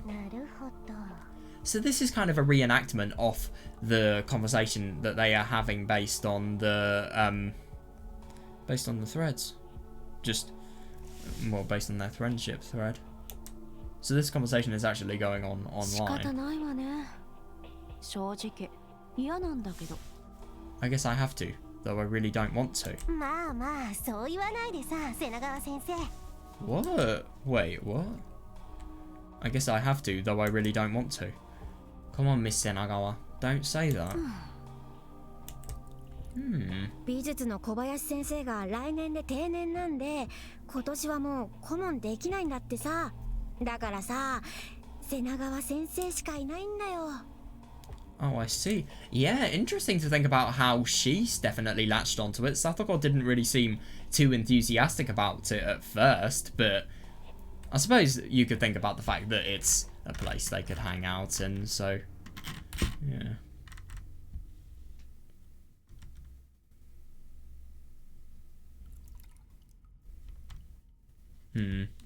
Yeah, but that's probably why she's latched onto it. Mr. Kobayashi, the art teacher, retired last year, so she couldn't be the advisor this year. Yeah, that's annoying. You're the only one who can do it, Miss Senagawa. はいはい。そう、小林先生から聞いてます。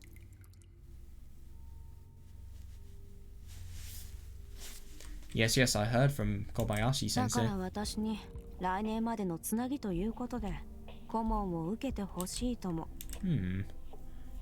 It pisses me off that there's no brackets indicating whose voice is whose. I can't fucking tell who is talking sometimes. She said she wanted me to be the advisor until next year. そうそう。どうせ来年になったら新しい美術の先生来るんだからさ。Yeah, I'm sure we'll have a new art teacher next year. そういう問題ではないんだけど。That's not the problem. でも小林先生の頼みだし。But Miss Kobayashi did ask me to do it. そういえば小林先生って瀬名川先生の恩師なんだっけ？ Now that you mention it, Kobayashi sensei was your mentor, right? That's interesting.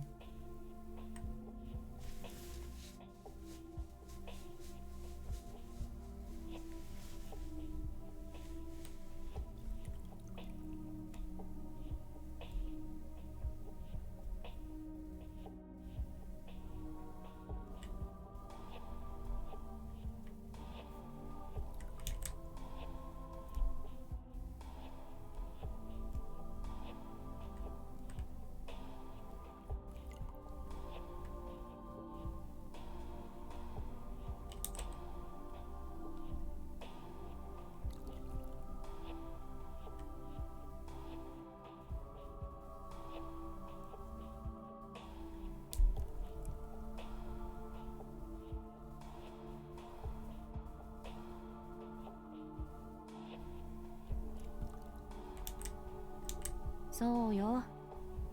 まったく私は美術なんて全然なのに。Oh, damn. Yes, though I have no talent for art at all. まあいいじゃん。私も美術全然ダメだよ。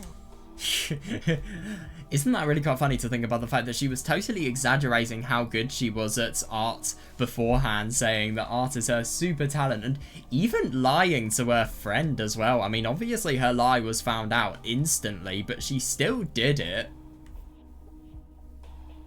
That's fine, I have no talent for art either. 顧問と言っても大したことはしないわよ。というか、自分たちで全てやりなさいよ。Yeah, they're definitely getting their way. And when I say nice, I mean it's probably good for Senagawa because she won't get much of use. Even if I'm the teacher, I'm not going to do much for you. Actually, I'd rather you guys do all the hard work yourself. I'd like to take a hands-off approach to the teaching. それはもう。Of course. むしろその方が。Yep, of course. We prefer it that way. 余計なこと言うな、バカ。God. Yeah, you didn't need to say that much, dumbass. Yep, very awkward. それより、部員はちゃんと4人いるの? Oh yeah, that's a good point, do they? Putting that aside, do you have the required 4 members? Ooh, Zakuro and Ayana. Oh shit. あ、それはもうすぐにでも集めますよ。No, because I remember in episode... Oh, no.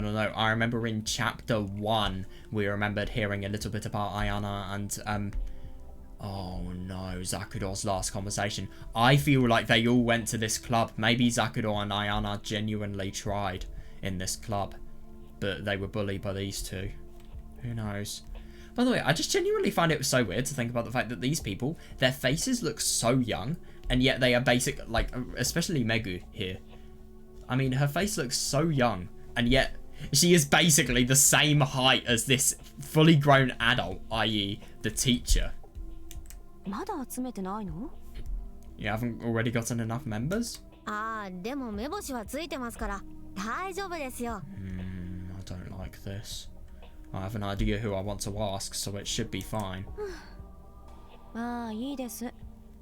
Yeah, that's gonna age well. ようにしなさいよ。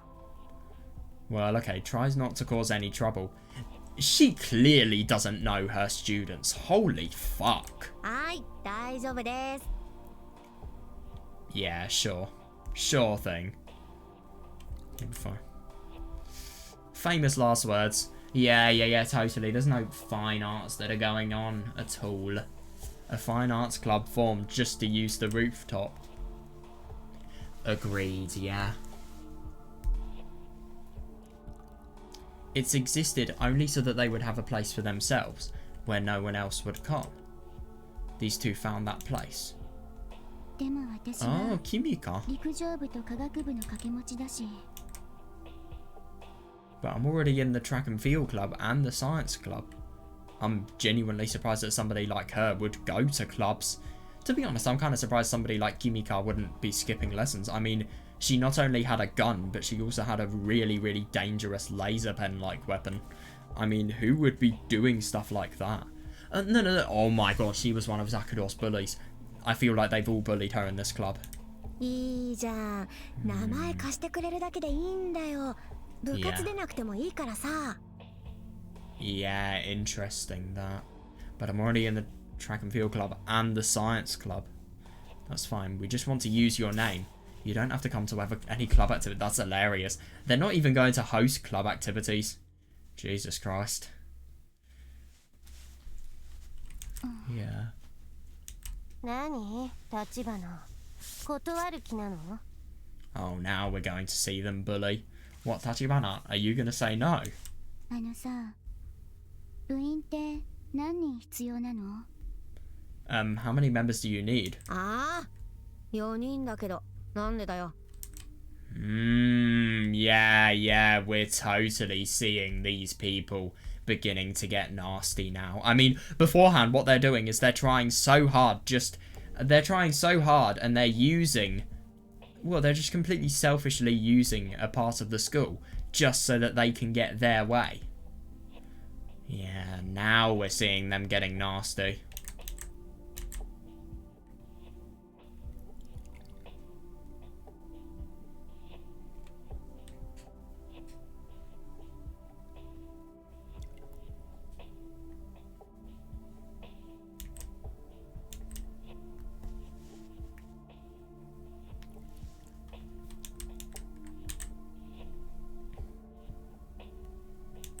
Four people, why?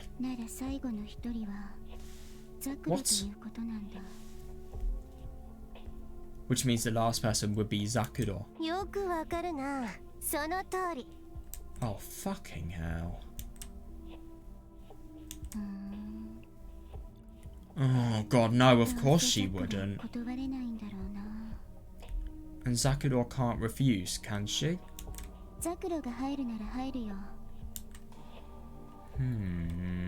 I wonder why. Well, I mean, she was a bully of Zakuro. I wonder.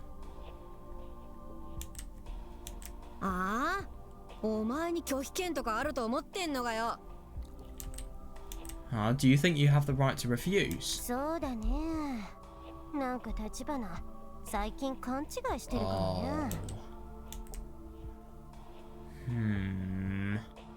That's right, you seem to be misunderstanding something lately, Tachibana. Yeah, that's interesting. We've mostly been bullying Takashima-san, but that's your fault. Oh shit.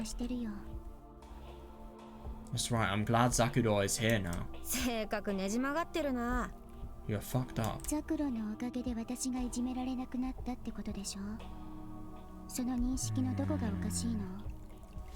That's really odd. I stopped getting bullied because Zakuro's here, right? What's wrong with recognizing that fact? God, yeah, whatever. Anyway, once Takashima joins, you're joining too.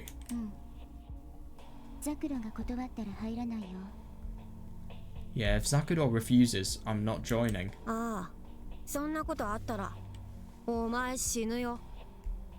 If you do that, you're dead. What? Who would? Takashima-san really didn't want to join that hellish club. Oh god, I know. Oh my god, yeah. Oh god, I thought it was just a place they were going to hang out with. I never really thought about that. Fucking hell. Yeah. This is why you need to be aware of where your bullies are. Oh my god, this is why Senagawa, she is a shit teacher. I mean, my god. She quite literally let bullying happen. I mean, these people seem incredibly sly. They really do. And I feel like they're people who it would be hard for them to get caught with their bullying. I mean, that's probably why Senagawa probably didn't really think much to it, to letting them onto this property. Yeah. This is deadly. They only wanted to secure that space so they could bully people away from watchful eyes. How awful. Agreed, yeah. But she couldn't make any choice. I know, yeah, she had no free will. Oh, God. Yeah, this is the point where the bullying grew the most severe. There was no way she could... I know, that's the worst thing. Yeah, there was no way she could refuse. I mean, why would these people ever let you have free will yourself? Because, I mean, it's just the worst. And the thing that I find horrible about bullying, especially in Subarashiki, is the fact that it really just feels it's the mindset of... it's just a hierarchy, and obviously the people who have control over the people who are vulnerable, they will exploit that control.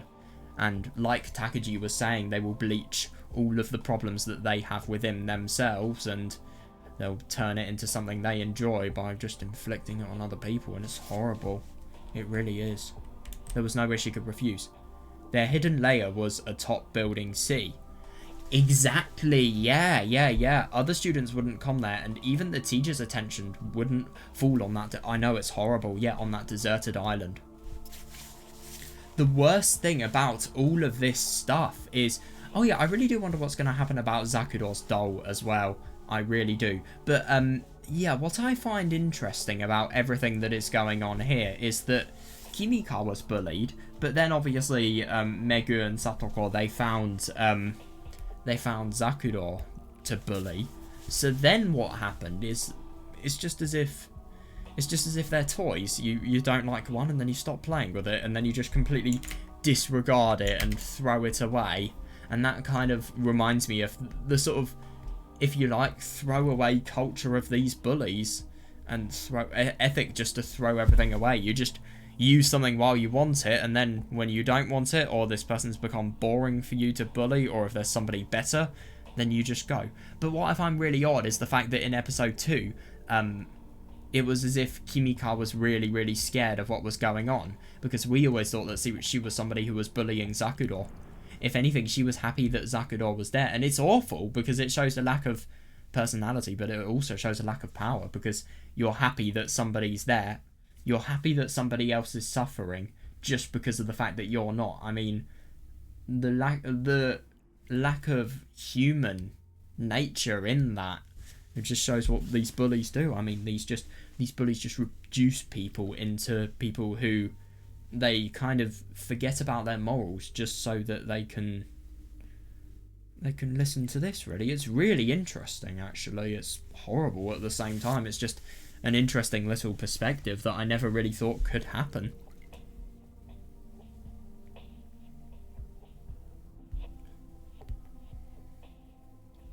Yeah, this is a bit scary. What the fuck? Oh my god, what? Every day after school, Takashima-san was locked up there and tormented. Oh, Jesus. Torment that they called a game. Agreed, yeah, the repeated whitewashing of... Oh, Jesus. Of their relationship. I like that, yeah. A ritual they called playing. Oh, God. Oh, God. Yeah. I don't know what they're doing, but I feel like she has experienced whatever Takuji was experiencing, but just every day. Well, not obviously not something that sexual. I don't think they do something that bad, but yeah, this is really, really deadly. That was awesome. Takashima-san's face was great. Jesus Christ. Yeah. These people were really ugly. I can see why Megu would want to go out with somebody as horrible as Tsubasa. It's just sad, if I'm going to be honest. It really is. I mean, these people were just so low, and do they have anything better to do with their time as opposed to just using this as an excuse to bully somebody? And this is the worst thing. Zakuro feels so threatened, and she probably doesn't really have anybody at home, that this happens. She doesn't feel like she can tell anybody about this. And this is all happening because of the fact that teachers like Senagawa are lazy. Lazy! Totally lazy. That was awesome. Takashima-san's face was great. Jesus. Oh no, what was up with that doll she had? Yeah, she had some black doll, didn't she? I think Kimika gave that to her. Oh, seriously? That's interesting. Oh my god. That's really unusual. I wonder what this tells you about episode 1. And I really wonder why Kimika would give her a doll. I feel like it's probably just because of the fact that Kimika probably feels... She probably feels that she has relationships... A relationship with Zakuro. She relates to her. Because of the fact that what's happening to her happened to Kimika so much time before. God. Yeah, that endlessly repeating game.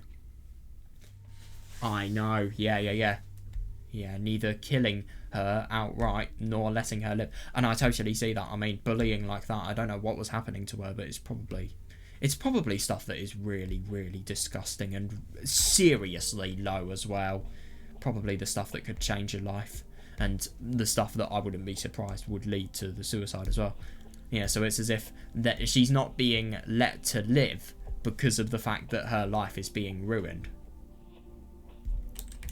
Shit. Just like a child playing with a bug. Yeah, fair enough. Yeah, but that ended completely out of the blue. Neither killing her nor outright, nor letting her live. Oh, Jesus. Oh, God. So putting wasabi on somebody's face, that's holding back? As that game continued, they stopped holding back. What the fuck? At first they were careful not to kill her. Carefully, they didn't want to kill her. But they grew accustomed to their role as tormentors over time. How could you live with yourself if you do something like this? That's always something that, with bullies like these, who are just insanely awful. How? I just don't understand it. But they grew accustomed to their role as tormentors over time. Ah, I see. That could be a good thing or a bad thing. I don't know. As they grew accustomed to it, they started to make mistakes. In one moment it all ended. A child's game. Oh, God. Yeah. Yeah, that's reasonable. Yeah, the game was ended by the death of that. That's such a horrible analogy. Yeah. Yeah, no. God. I think it's just so sick to think about the fact that these people were members of the same species, and yet these bullies have exerted so much power over Zakuro that this is how it's analysed here. It ended when they broke their toy, and thus their fun game came to an end. I know, it's sick. Oh, God, so we're gonna see just truly how evil these people are now, I'd assume. Yeah.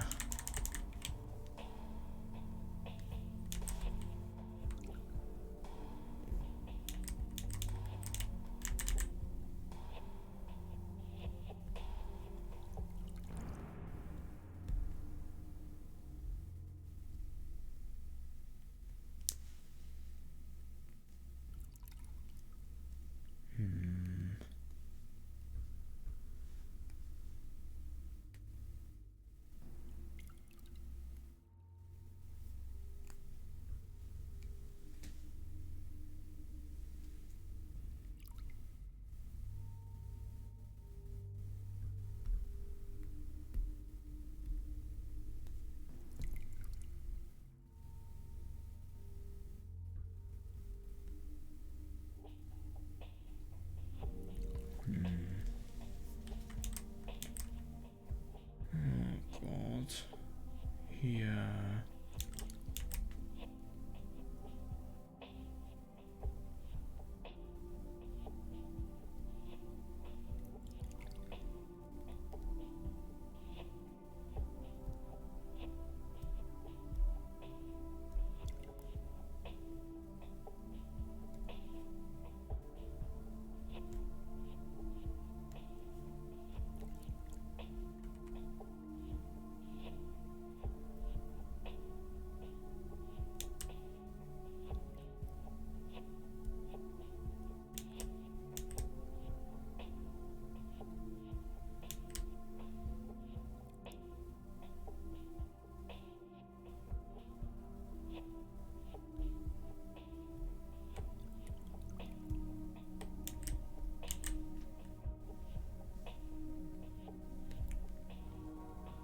Yeah, no, but I totally see that, and it's just saying that the more they were just what they do best, i.e. being complete horrible people to others and ruining their lives. Initially they were horrible, but now they're just so horrible that they don't even care about the fact that she may potentially kill herself. I really do wonder what happened in that thread where they were saying that they could potentially get suspended or caught. I wonder. When they broke their toy, yeah, that's scary. But the only thing is, I don't really understand, because Usami said the person that is incorrect in your life will be wiped out. But there are 2 people, so I don't get it. Hey, Takashima. Oh, God.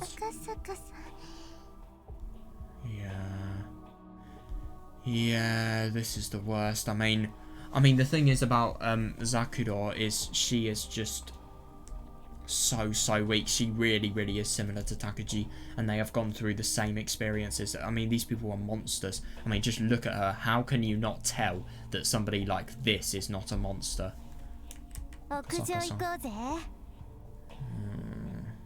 Yeah, let's go up to the roof. Shut up, we're just going to do some club activities. Yeah, I'm sure bullying somebody is a fine art. Fuck off.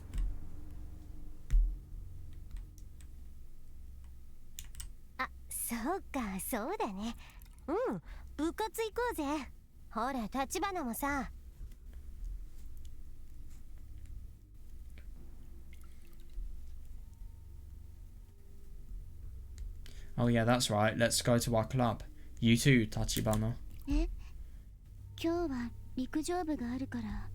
Oh. God, look at how sad Zakuro looks.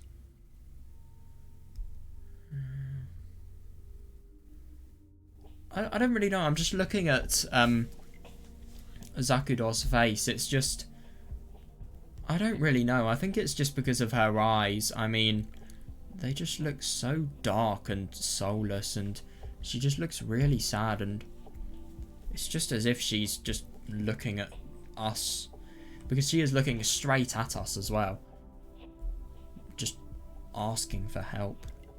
I don't know, it's just something I feel like I've noticed, and it's just sad. It really is. I'm just scared about what these girls are doing to her, to be honest. I really am. I have to go to track club today. Jesus, yeah.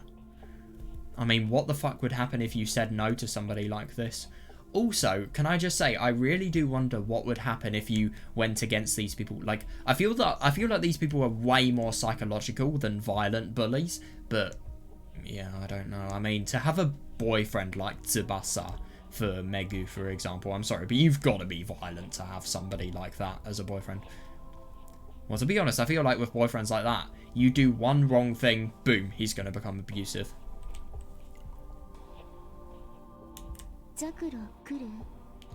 Is Zakuro coming?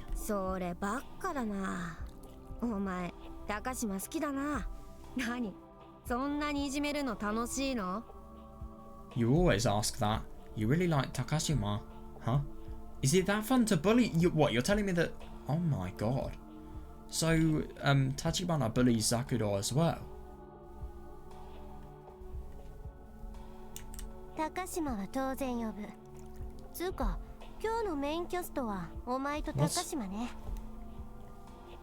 Of course we're bringing Takashima. You and Takashima are the main cast today. She doesn't necessarily seem... I don't know, this is unusual. I do wonder, I can't really tell if... I really hope that Tachibana is not bullied. Sorry, is not a bully as well.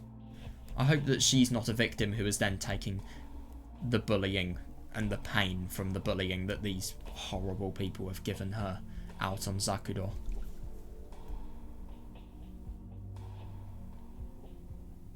Maybe this is just twisting what Kimika's saying.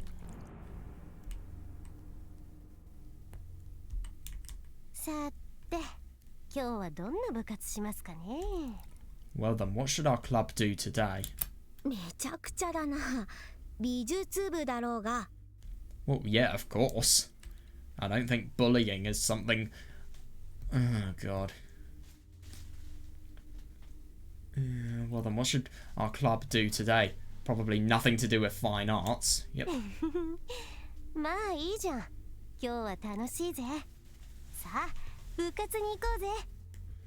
It'll be fun. We'll have fun today.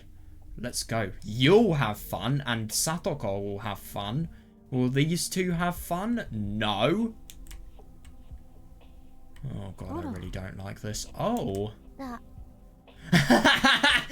Their faces. Oh my god. Yeah, you can tell. You can tell things are getting ugly if this is how they react when they see a teacher. Jesus Christ. Don't cause any problems. Got it. Well, whatever. You have got to be kidding me. Is that all she said? I really do wonder if Senagawa knows about the bullying that happens here or not. I mean, obviously she allowed the club to happen, but she never really knew about anything else that was going on. But then again, why would she make it so that there's a club? I mean, if she actually thought any of this through, she wouldn't allow it at all. Because these people, surely they're bullies and they're not trustworthy. And these people are people who are bullied. Nani? What?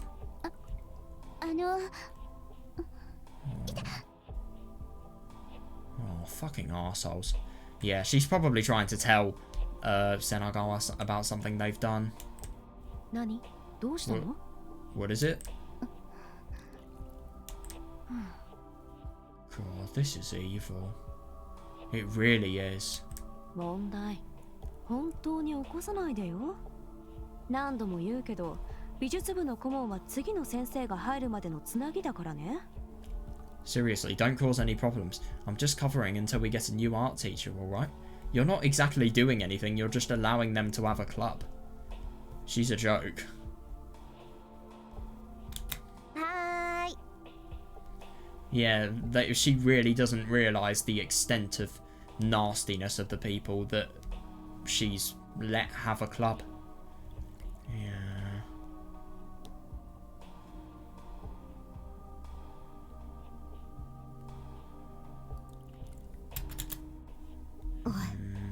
Tachibana. Hey, Tachibana. Nani? What? Yeah, I think that definitely confirms that she's being bullied as well. Totally. Yep. You just tried to say something to Senagawa, didn't you? I hate it when bullies do this.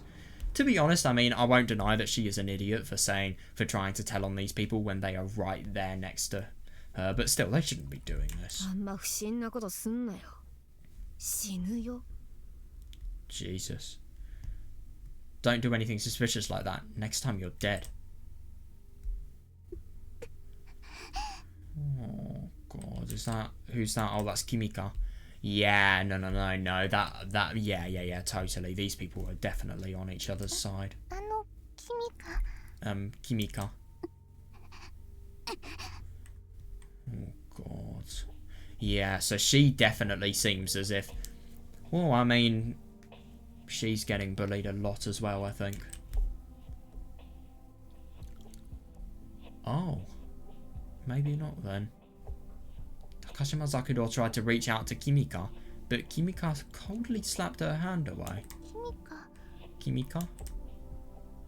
Kimika laughed. What?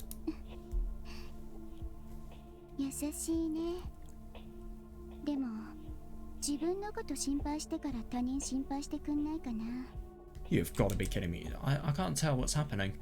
You're so kind. Maybe you should worry about yourself before thinking of other people.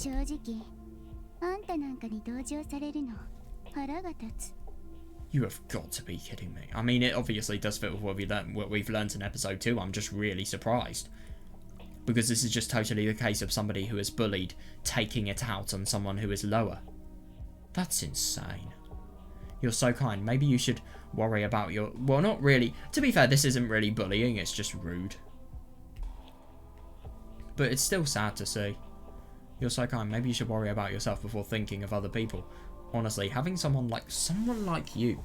Yeah, you're rude. Fucking hell. Sympathize with me kind of pisses me off. Jesus, what did she even do? I mean, she's not only being rejected by somebody who could potentially be within the same shoes as her, because, I mean, I get that Kimika's being an arsehole to Zakuro, but she is still being bullied herself. It's just all pain, and Zakuro, if anything, she's the one who is going with it the most, because she's not the one who is taking out the pain on anyone. And I really do respect her for that. Yeah, Oh, thank you. Yeah, isn't it funny? We have the bullies and the people who are bullied. But you are I mean, you're not really a bully, but you're rude, but you're not a bully. You just take out the rudeness on Zakuro potentially. I don't know enough to say anything about whether Kimika is a bully at this stage or not. I don't know. The weather's great. そろそろ秋だし、涼しいね。 Why is she so unnecessarily threatening?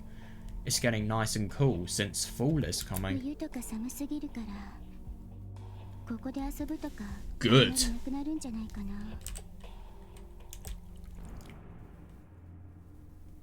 Winter is too cold, so we might not be able to play up here anymore. まあそうかな。よくわかんないけど。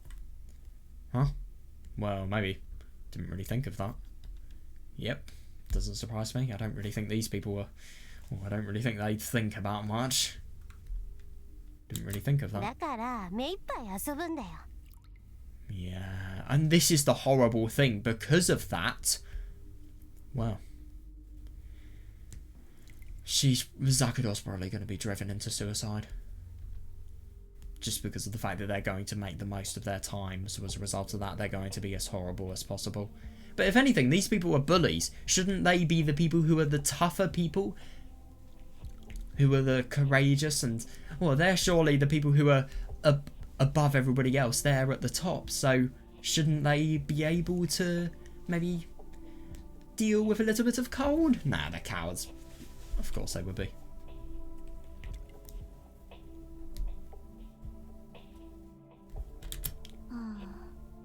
Oh no, I don't like that. Sure. 何して遊ぶ？ What kind of game do you want to play?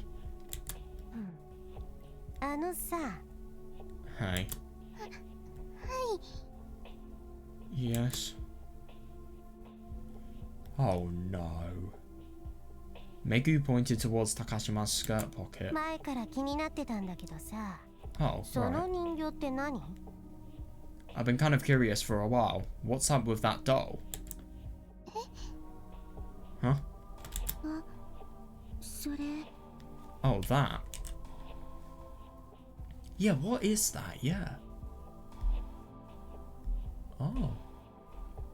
A strangely shaped, black, stuffed doll was hanging out of Takashima's pocket. It looked like it was hanging from a cell phone strap. The doll was a bit too big to fit in her pocket. それすんげえ昔に流行ったもんじゃね？ That stuff used to be popular years ago, didn't it? なにそれ？その平べったいのってパンダじゃなかったっけ？ Oh god, now they're probably just going to be as... They're just going to be as awful as possible to her, let's be honest here.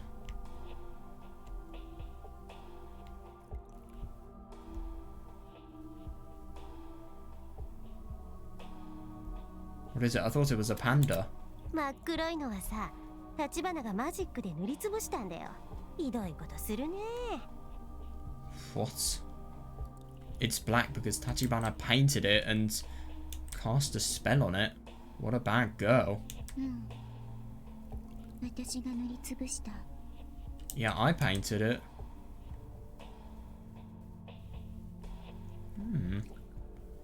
How did she cast a spell on it? What? Yeah? やったのは私だよね。私がやったよね。ザクロ。 I did it. I was the one who did it, right, Zakuro? それ。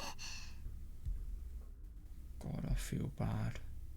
This is poison. It really, really is. Because what Kimika is doing is she is the one who... She is being bullied, and obviously she is trying to look like she's up above and she's on a similar level of status towards these people just so that she doesn't get anything herself. But what's cruel is that by trying not to get bullied herself, she is indirectly well, she is, as a cause of that, bullying somebody that's lower than her. That's horrible. That really is. Yeah, trying to take credit for something that Zakuro probably did. By the way, can I just mention, these people were probably really thick. I think Kimika is probably academic, but yeah, Megu. I'm sorry, Megu dates Tsubasa. Why would somebody like that try at school? Let's be honest here.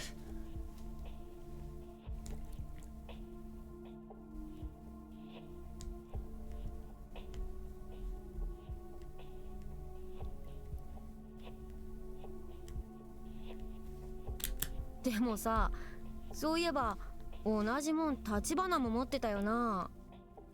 But now that you mention it, Tachibana had one just like it.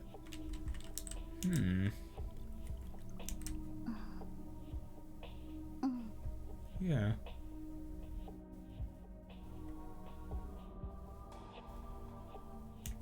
そういえば思い出した。同じもんぶら下げてたよ。I don't like this. I do remember you had one just like it. ちょうど橘がクラス中から無視されてた時期だよ。 That was back when everyone in the class used to ignore Tachibana. ああ、そうか。そうだよね。Oh, that's right. I remember that. あの時期なぜか二人で同じもんぶら下げてたんだよ。この意味がわかる？さとこ。 Back then, they used to have the exact same thing on their phones. Do you know what that means, Satoko? なんで？ What? 高島はバカだからこいつを元気づけようとしてお揃いのパンダの人形を買ってやったんだよ。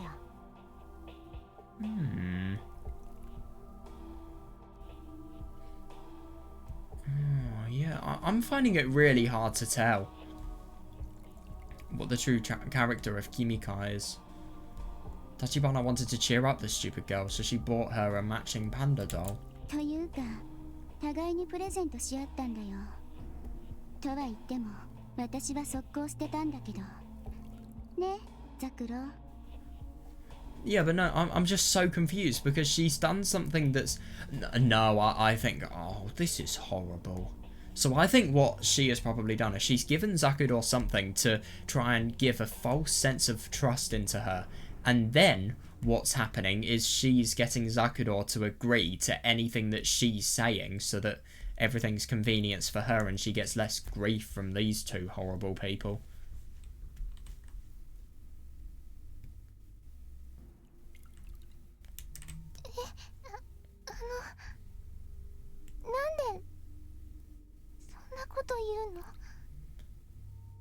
Why would you say that?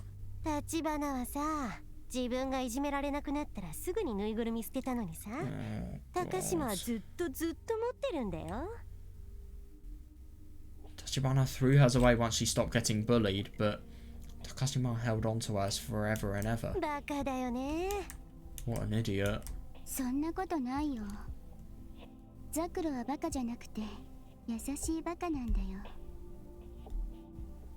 I'm so confused. No, I really do wonder. That's not true. She's not an idiot. She's just stupid and kind. 同じじゃねえかよ。いちいち反応すんなよ、うぜえな。橘。That's the exact same thing. Your back talk is starting to get on my nerves, Tachibana. 橘、こいつ。未だに空気の読めなさピカイチだな。Tachibana, you're clearly not understanding us. そうだね。ザクロが私の代わりにいじめられてくれるまで、ずっといじめられてたぐらいだからね。This is so tricky. I mean, obviously, 空気読めないよ。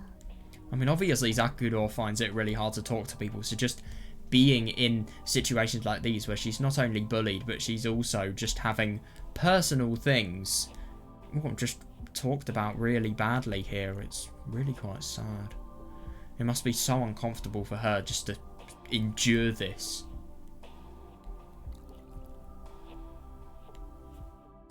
That's right, I was always bullied until you started bullying Zakuro in my place, so I don't understand you at all. 相変わらずうぜえな、橘。They are つうか friends, なんで right? 高島はこんなやつと仲良くしようとしたの？ They are friends, it's just the thing is they have very, very difficult circumstances that surround them. I'm actually quite surprised.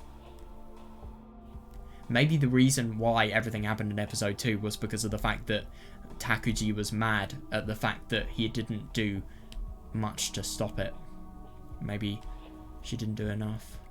So as a result of that, that kind of was the same as bullying her? I don't know.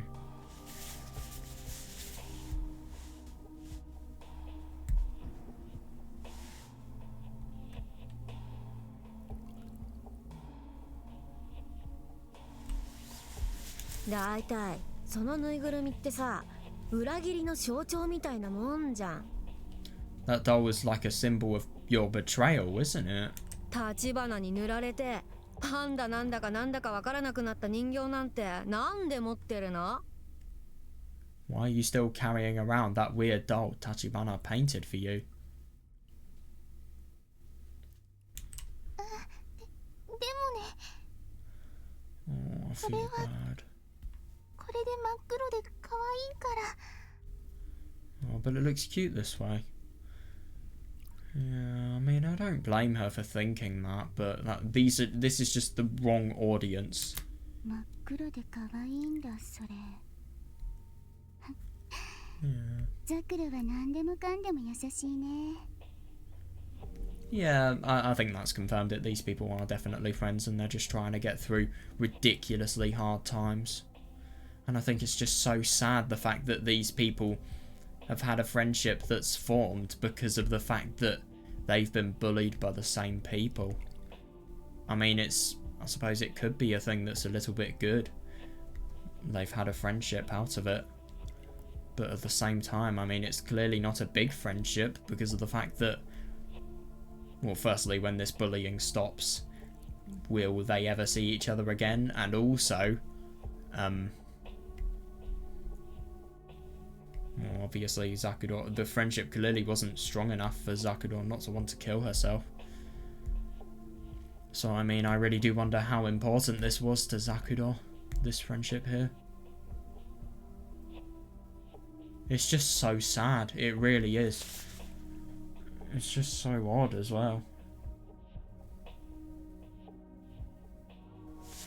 Yeah. ほらこれだ。 Oh no, look, this is what I think. 実際ね、私はそんなに高島のこと Well, 嫌い says じゃないの you. よ。空気は読めないけど、まあ優しいしね。 I don't really dislike Takashima all that much. She's a bit empty-headed, but she's nice enough. でもさ、裏切った人間を信じ続けるってどうよ。それって単なる依存じゃ Oh, ね？ that's sick. Yeah, total manipulation there. And this is the worst thing. I mean, this is another bullying tactic. It feels like we're seeing every single bullying tactic. We've seen, obviously, everything that's going on with Tsubasa's lot. And it's really interesting seeing how different boys are to girls in terms of bullying. But also, yeah, this is a type we haven't seen yet. Somebody trying to manipulate another out of a friendship. Why? Oh, hahaha, lol, because it's funny. Yeah, only reason there. Yeah, ruin others' lives because, haha, LMAO, XD, it's funny. Yeah, those are the only reasons they have to justify themselves. Justify! I really just said that. Oh my god.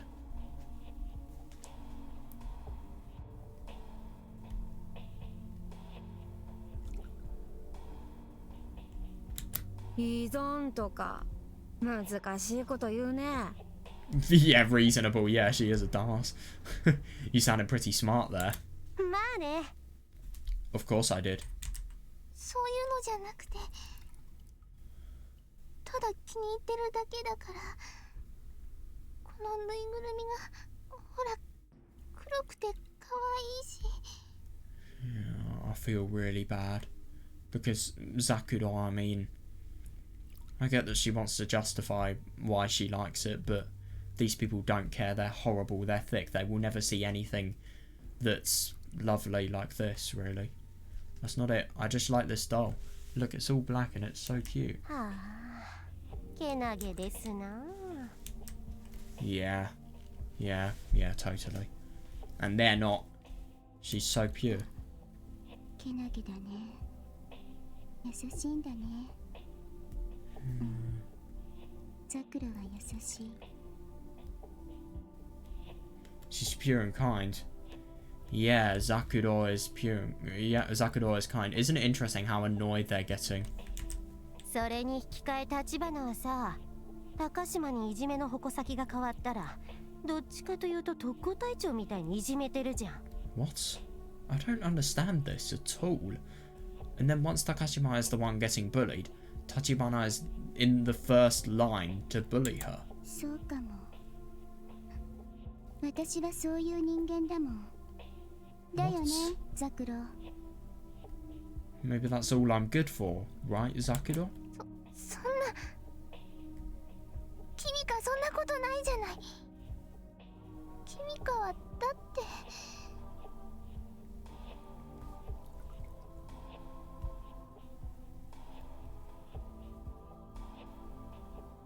That's not true, Kimika. You've... 私は違う。それはザクロの妄想でしょ。私はあなたの味方なんかじゃない。私は最悪人間で裏切り行為が大の得意。 Am I different?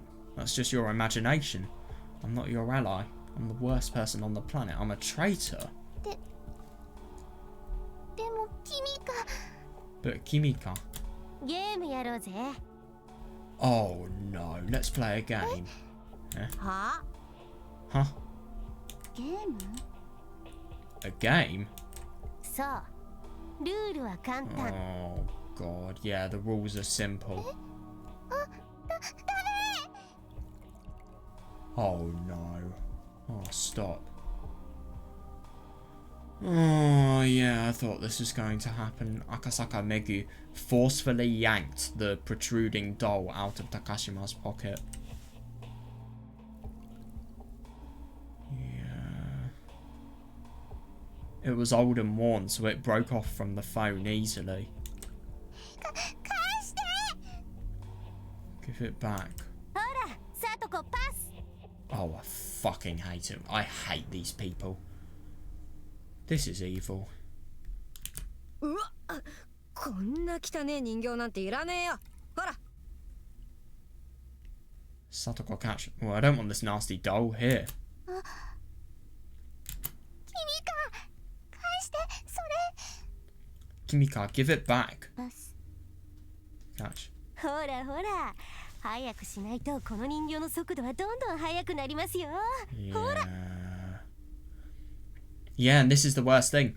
Yeah, and when they were saying that Kimika was the first in line to get bullied, no, I understand her character now. Yeah, I feel like what the Kimika is.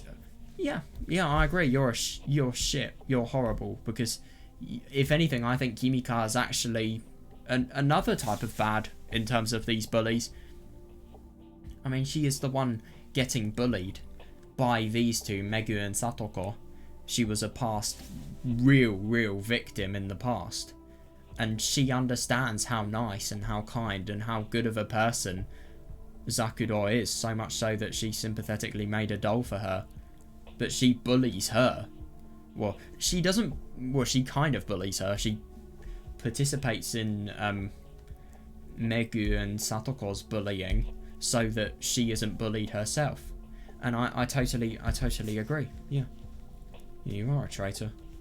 Because even though you made it out to be the fact that you seem as if you're really kind, it's not the case. Because she's just as bad as the other... Well, she's not as bad as those two, but she is bad in her own right.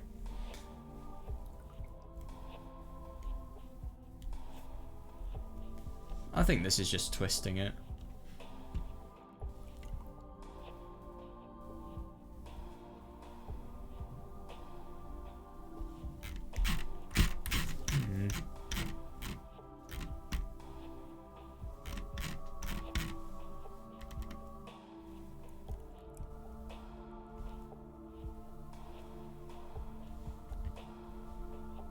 is odd.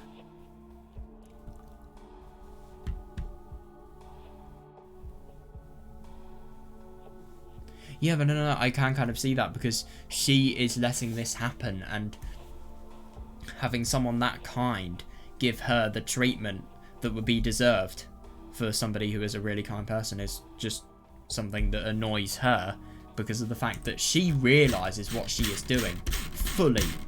And that's what makes this situation so ugly, because these people are just, there is no saving any of them. No way, they're going to go to prison. End off. But, I mean, people like this, they have a choice. They could either do the bullying or they couldn't. Yeah, this is disgusting. Hi. And look at how, yeah, unenthusiastic and robotic she sounded. Yeah. Here it goes. Here it goes. These people are disgusting, all of them. Not Zakuro.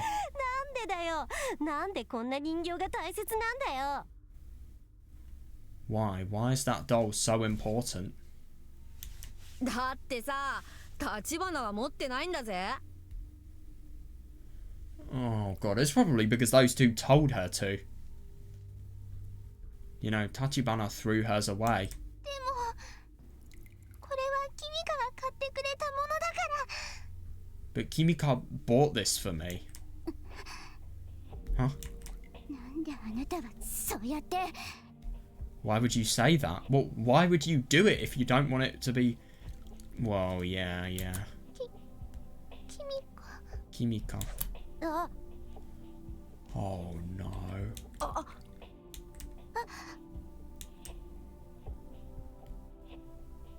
Oh, shit. She did that. That was the last person I was expecting to do that. So which day was this, I wonder?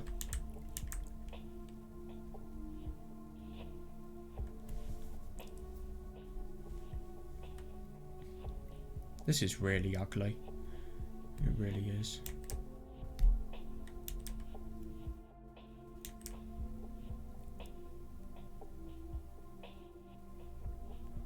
Yeah, but like all of the other times, Kimika is just trying to look above who she really is in front of the bullies, just so that she doesn't get bullied herself. Yeah, when Tachibana chucked the doll, it flew over the fence.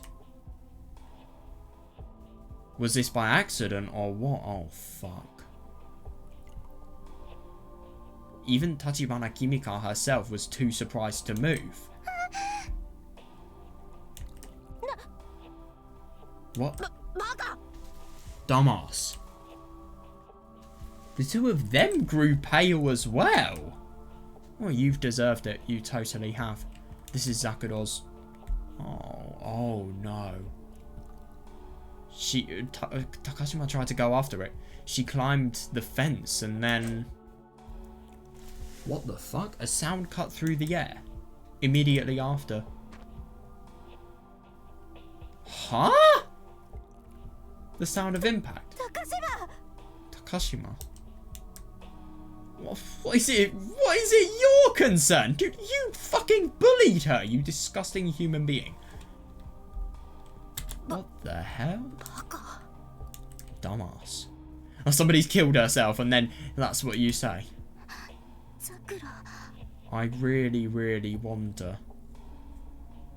Yeah, and that does indicate that they know each other. Such a disgusting and sad friendship. What? Friendship? No, it's not a friendship. A relationship. Holy fucking shit. Takashima-san fell from a 4-story building, but luckily she only hit the eaves of the 3rd story before landing on the roof of the neighbouring gym. Holy fuck, how did you survive that? Did you survive that? Ah, right, okay. God.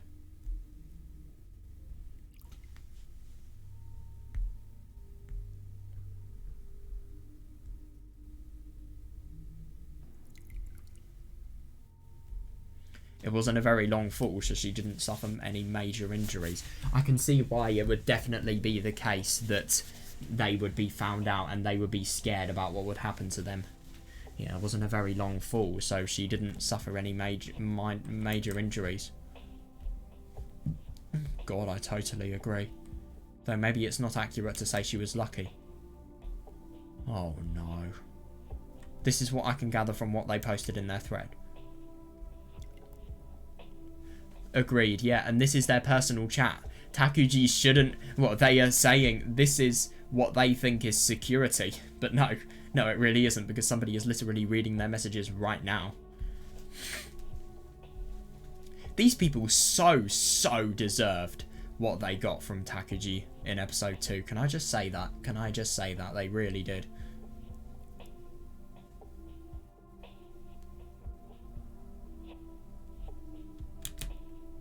The details were probably exaggerated, but most of it was probably accurate. Agreed, yeah. Yeah, it's disgusting. It really is. But it's interesting to think about the fact that this event here was the event that they were really...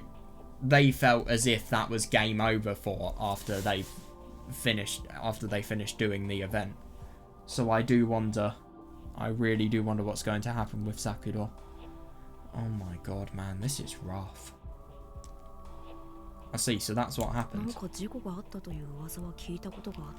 it's insane, the cause, though. It really is. And what I find even more insane is the fact that it was probably an accident as well. I don't even think Kimika meant to do that. No, I'm sorry, but how could you accidentally do that?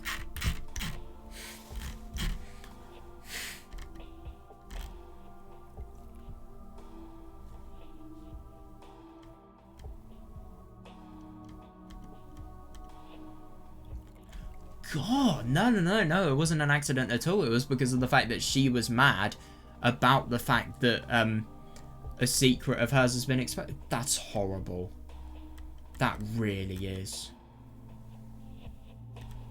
That really, this is ugly. It is so ugly.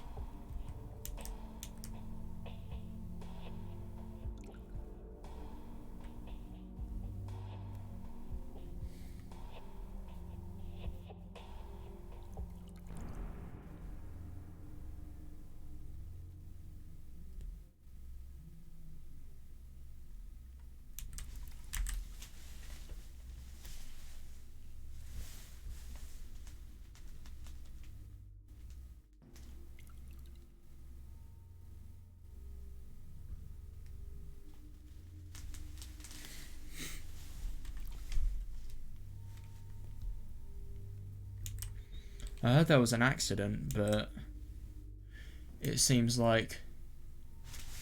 What? The school tried to cover up the incident? It was the school that said it was just an accident. No. No, it was deliberate. Well, to be honest, I mean, what happened with regards to Zakuro was something that she did herself. Sure, it was something that was incredibly... It was not... I can't blame Zakuro for this whatsoever. She should have had more of a priority of her safety. But at the same time, if you're feeling so stressed in a situation like that, is that really your fault? And I think you'll find my answer to this question is no. Of course it's not. They were actually talking about it in other threads on the message board.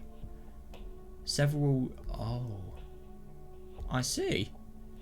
Several students who were playing on the... Bullshit, oh my god. Several students who were playing on the Building C rooftop fell and hurt themselves. Jesus. Oh, yeah, fair. Yeah, no, I can see why they could cover that up then. It's disgusting. Something has objectively happened in this school. They need to take responsibility for what they have done. But then again, I mean, that's the problem. If they have responsibility taken, that could potentially mean the press getting involved and maybe, I don't know, the cutting of funding for the school. Because why should a school get funded if... I mean, okay, this is just my common sense playing a part in what I'm saying here, but why should a school be funded if it's going to course, the misery and people to be so miserable that they literally feel as if they should jump off a roof.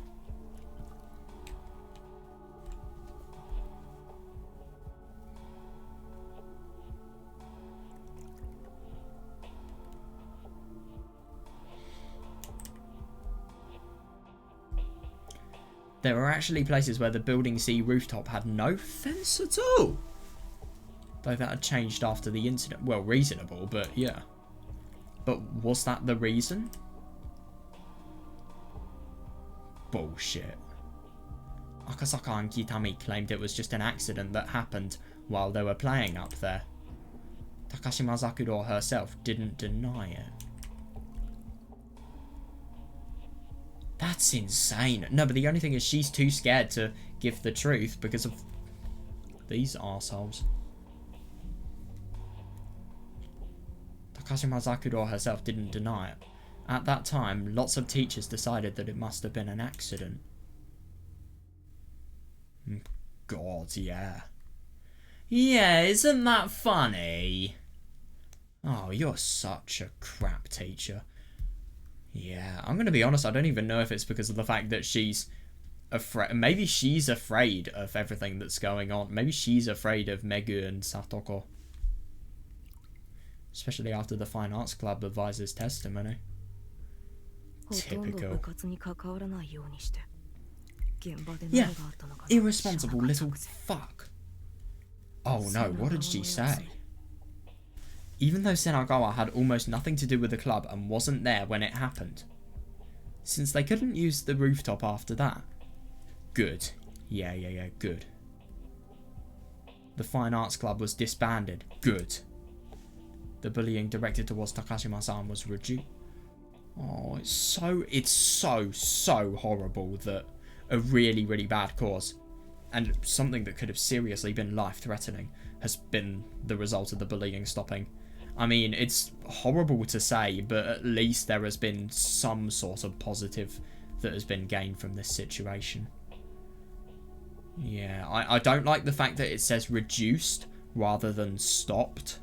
The bullying directed towards Takashima-san was reduced. Totally, yeah. Naturally, nobody wanted to be seen bullying her in public after that happened. But still, Senagawa's attitude. Oh, yeah. I mean, I'm sorry, but how could, it's probably, Senagawa is probably the homeroom teacher of these people, but she's so lazy at her job that she doesn't even allow it's not as if she stops the bullying from happening. She just is too scared to say no to the bullies, so she gives in herself. I mean, I'm sorry, but bullies like these, how would they not be known? They seemed horrible. I'm not going to deny that they didn't seem nearly as bad as, well, Tsubasa's lot, but they're still horrible. I mean, I get that they're really, really horrible bullies, but at least they're not, like, genuine paedophiles, which, let's be honest, Tsubasa's lot are. Yeah. Well, do I need to say anything more than Nishimura for that? I mean, but they're still horrible. They really are. It's just surprising that there's bullying that's even worse than the bullying that goes on here. I mean, the amount of things that have been done to Zakuro, it probably is just off the scale.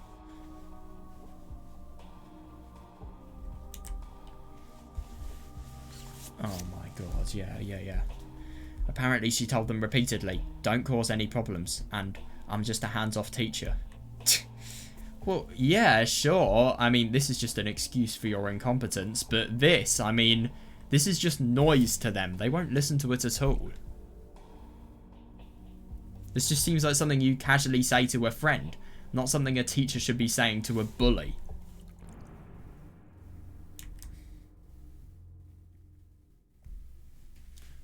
Oh, yeah, I agree, yeah. Because that potentially had a role in the manipulation that was happening to Takashima. Maybe she would have been less vulnerable had this not happened. Who knows? The cause of Kashima-san's death wasn't just Akasaka Megu, Kitami Satoko, and Tachibana Kimika. And it's horrible to say, because I feel like if it wasn't for the bully... So I think Kimika at first, I mean, pity for the bullying, but then she joined in on the bullying that was going on. She didn't happily do it, but she still did it. So as a result of that bullying that had occurred from Kimika, well, she just did that so that she wouldn't be bullied herself by the bullies. And it's just totally another sort of confirmation of the fact that the bullying world is just like kill or be killed. It's horrible, it really is. And it's just horrible to think about the fact that, yeah, sure, I think this person is just even worse than these two, because she is somebody who had the potential to potentially be a friend or maybe be kind to Zakuro, whereas obviously these people, they're just poison.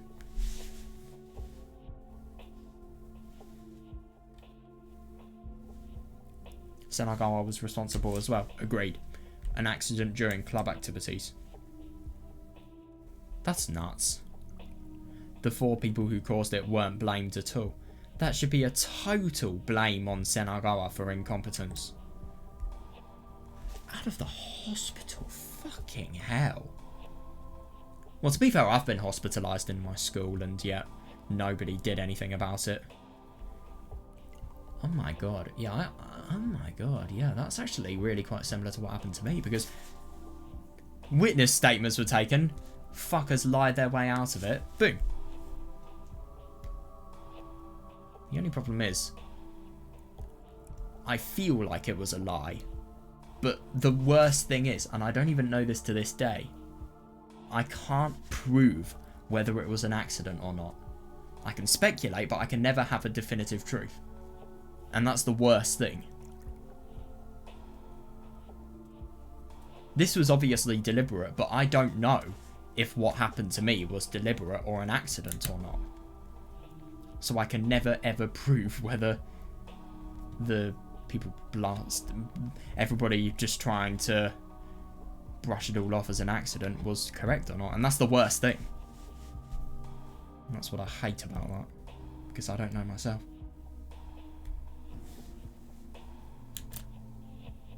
But apparently Takashima-san had kept looking for a lost doll. Yeah, that's interesting. A panda doll painted black. Isn't it interesting, in episode 1, what she does is she drops the doll at a particular time. Ironically enough, she drops it from the building C rooftop. I don't understand why she is doing what her bullies did to her. Why? What is the point? And what does she gain from it, if anything? In the dream world, also in episode 2, that... wait, no, that didn't happen in episode 2, sorry. Just in episode 1. That's really unusual. I just don't really understand why she's reenacting what her bullies did to her, to be honest. Also, why is the doll white, not black? I swear the doll Zakuro was dropping was white. I don't fully remember, though.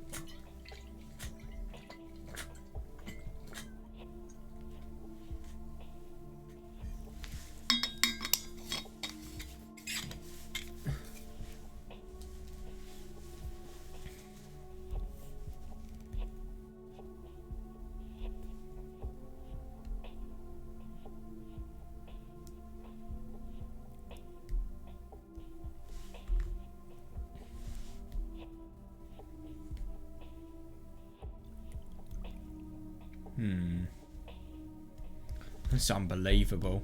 It really is.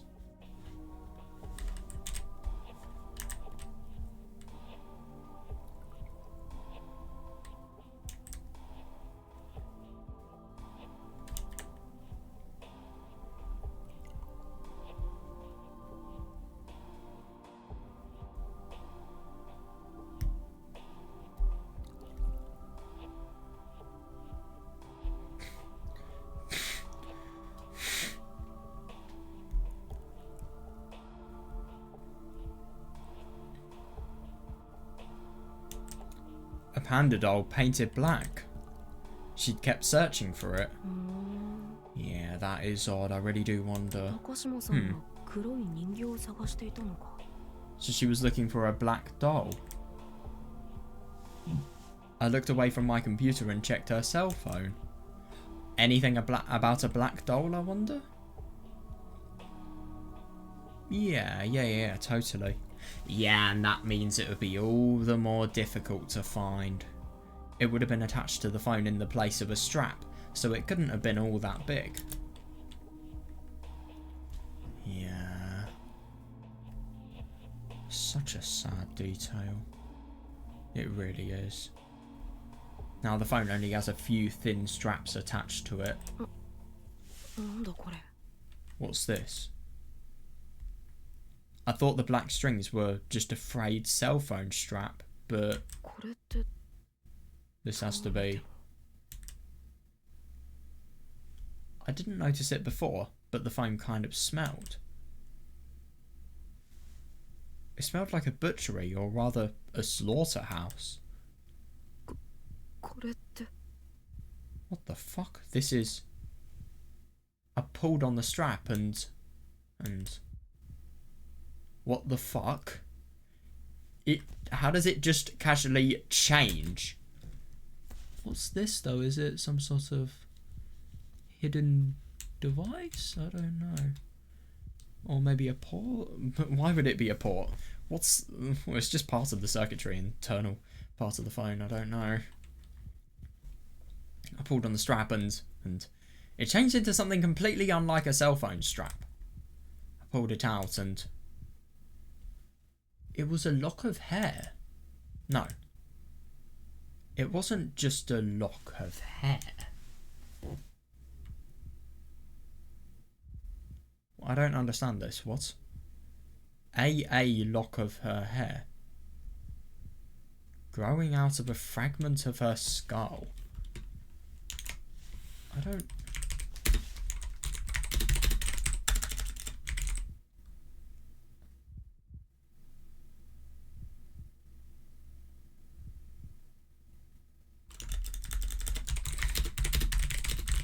Well, what does a lock of hair actually imply?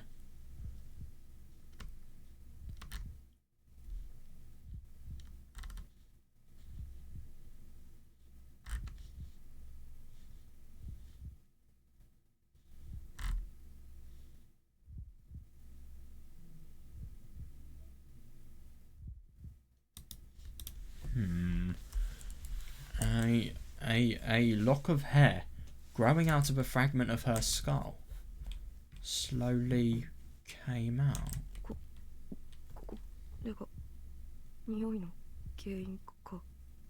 The reason it smells. A piece of a human's dead body. It should be scary enough to make a person jump in fear when they see it. And yet.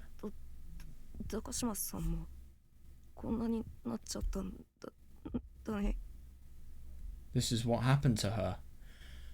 I mean, Takuji's been able to find out the fact that he's been able to separate himself from the fact that he's guilty about the fact that he's not done enough. He really hasn't, and he had so much possibility to potentially help Zakuro and stop the manipulation that was going on, and maybe even stop the bullying. He hadn't done it.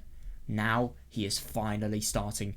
Beforehand, he was just trying to find that truth. He didn't feel too much, but now he's starting to feel the grief because he's realising just the extent of how ugly this all is. This is what happened to her. I'm completely calm. Completely calm. Completely calm.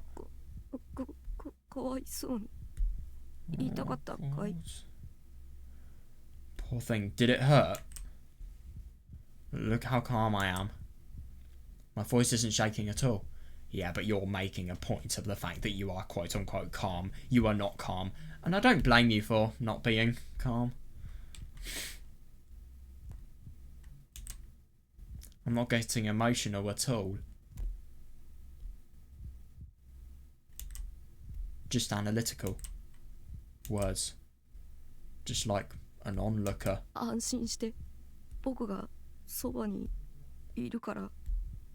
Don't worry, I'm here for you. I calmly spoke. I know, that's horrible. To that piece of Takashima-san. Normal people would be so scared and emotional that they couldn't even... So, he's trying so hard to justify the fact that he is ridiculously grief-stricken, let's be honest here. And I think just seeing this and just confirming what this is. But I find it unusual because let's look at the part where we saw that really odd figure of yep. The phone. Where's the phone?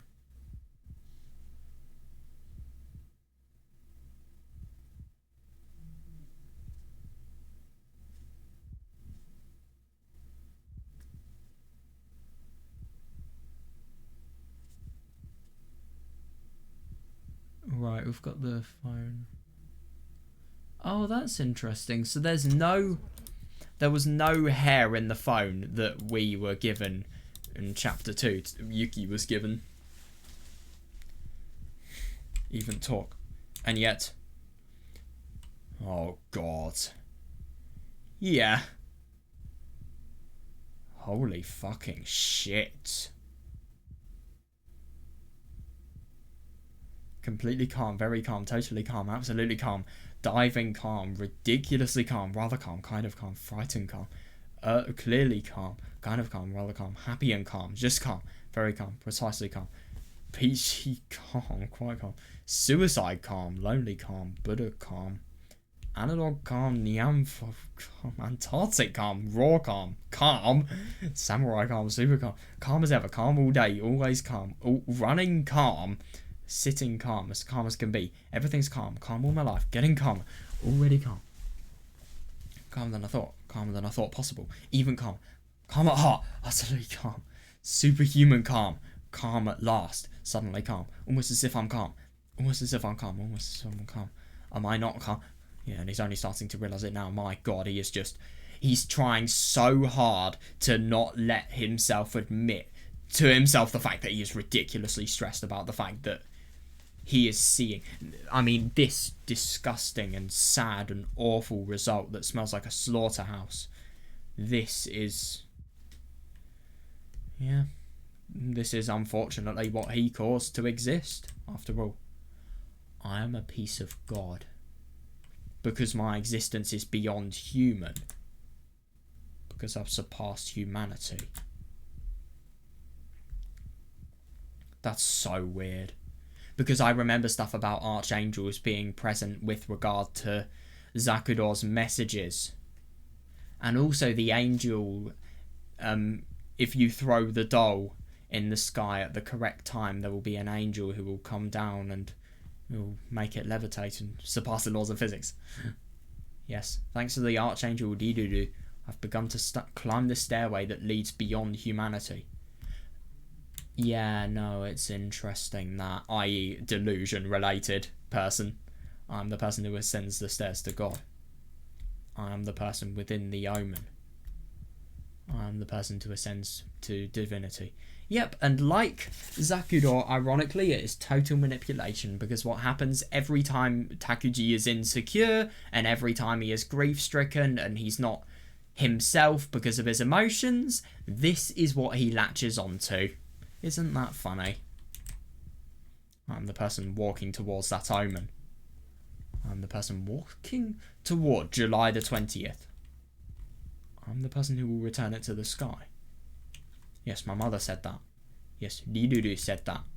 I will return the people and the world to the place where Takashima-san and the place where my mother. Oh, God. That's interesting.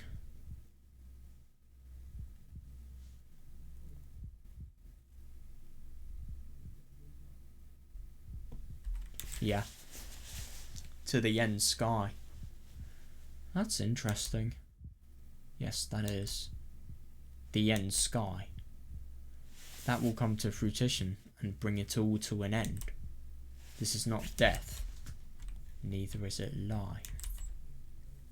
It's neither heaven nor hell.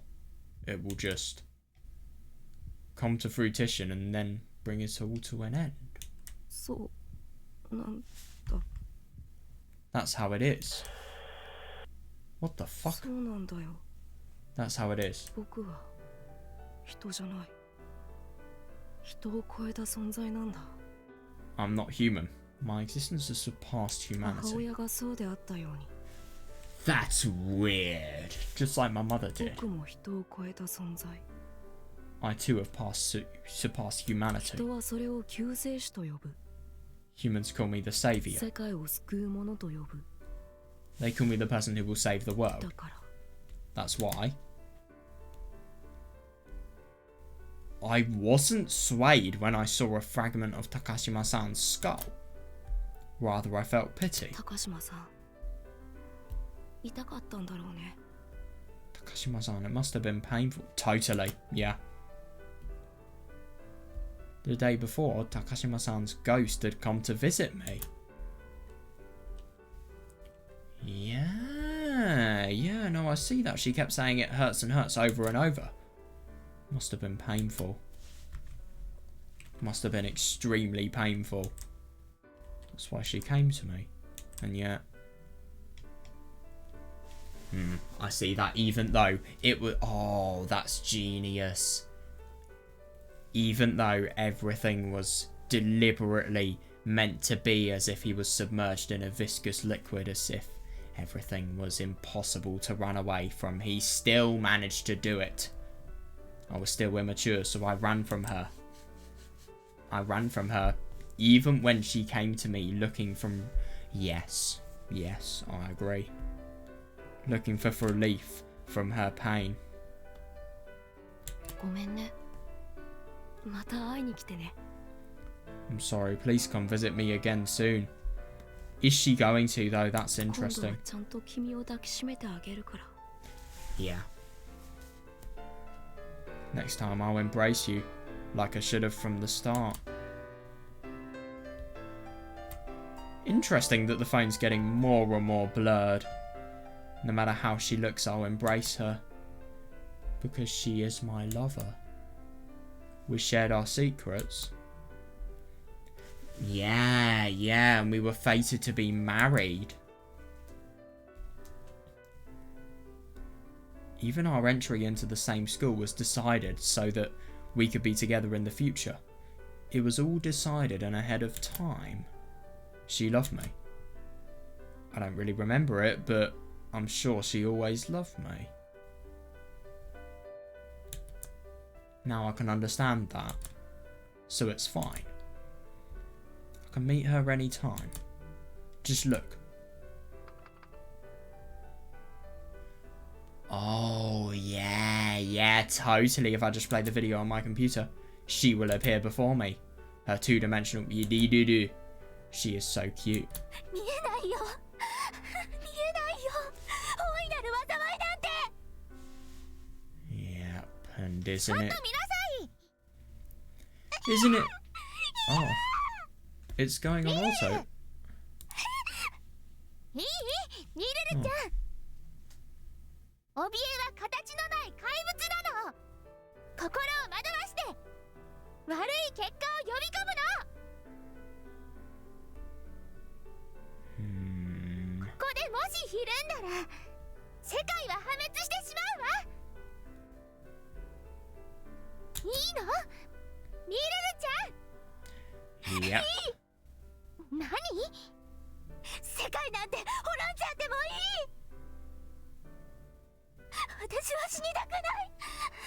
リルルちゃんだけ死ねばいいじゃない。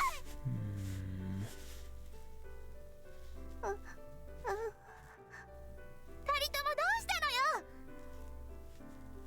空へ。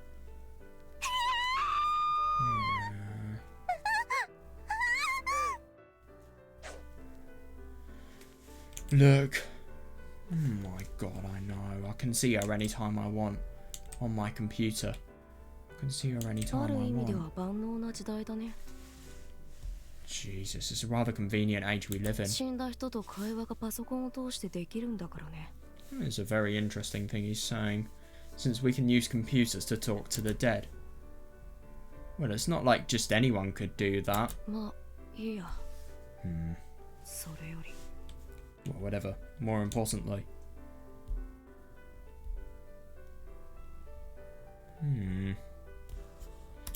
That'll be my cue to stop for today. Oh yeah, today was good. I really, really benefited from looking more into everything that was going on with regards to Rirudu and Takuji's conversation. And it's really, really interesting just to see Takuji's sudden realization of... I mean, it's just really interesting to think about the fact that there have been so many things that have enabled him. It's really quite tricky. There have been so many things that have enabled him to see past his former self, and it's just so sad to think about the fact that with the only reason Takuji can really surpass his former self and really surpass the Takuji that was lazy, the one that was really vulnerable, the one who was a porn addict, let's be honest here. Well, hentai addict, but still, you get what I mean. I mean, it's just so interesting how this call to action and this waking up that he never really would have thought would be something that he'd have. It's happened, and it's just so sad to think about the fact that Takuji is becoming someone who, let's be honest, would be a great... He really, really would be. I feel like had he not... had he thought like this initially, maybe he would have been strong enough to defeat the bullying. Maybe he would have even been able to carve out his own future. I mean... Well, when we were saying about the meaning of life, what is the true meaning of life? It's just interesting how much these delusions and also Ayana are encouraging Takuji to reflect. I really do wonder if Ayana is a delusion. That is a hard question, actually. But, yeah, it is really interesting. And, yeah, it's just sad. It's just awful to think about the fact that the only reason Zakuro can be understood by Takuji is because of the fact that she's dead. Yeah, and it's going to be very interesting to see Takuji's personality changes. It really, really will be, because, I mean, this is not only a mission to avenge Zakuro and provide the help and the support and, let's be honest, the uncovering of the truth and doing the duty as the saviour to return the world to the place that Zakuro is in. Yeah, it's odd. I mean, I just find it so funny to think about the fact that Takuji's really, really revolutionary change is all powered by delusions. Like, for example, Rirudu. Or maybe if it's not a delusion, then there is somebody who wants this to happen. And then, if you think about that, maybe. I would instinctively think Ayana, but I don't know. Kagami and Tsukasa, though, they happened before any real delusions of Takuji's occurred. Before any suicide-related things happened. I mean, I get that Takuji obviously was very, very socially unconfident, so as a result of that, he just felt everything was so much harder than it really was to socialise. But at the same time, to have that much of a reaction, it's just something that's really quite surprising. So I do wonder if there is some other force that is playing. Or maybe that's just how Takuji perceives other people he really, really doesn't find pleasant. I don't know. We're going to learn more about that later, I bet you anything. I don't really know if we have enough information to solve that. But, yeah, anyway. Actually, I'm putting my glasses on. That was a really interesting day, and I enjoyed learning about Usami and Ayumi as well. Well, we didn't even learn anything about Ayumi. Just learning about the origins, potential origins of Zakuro's suicide. Well, the potential beginnings of the causes of Zakuro's suicide. That was really interesting. I enjoyed that a lot. So, yeah, see you guys. Thanks for watching.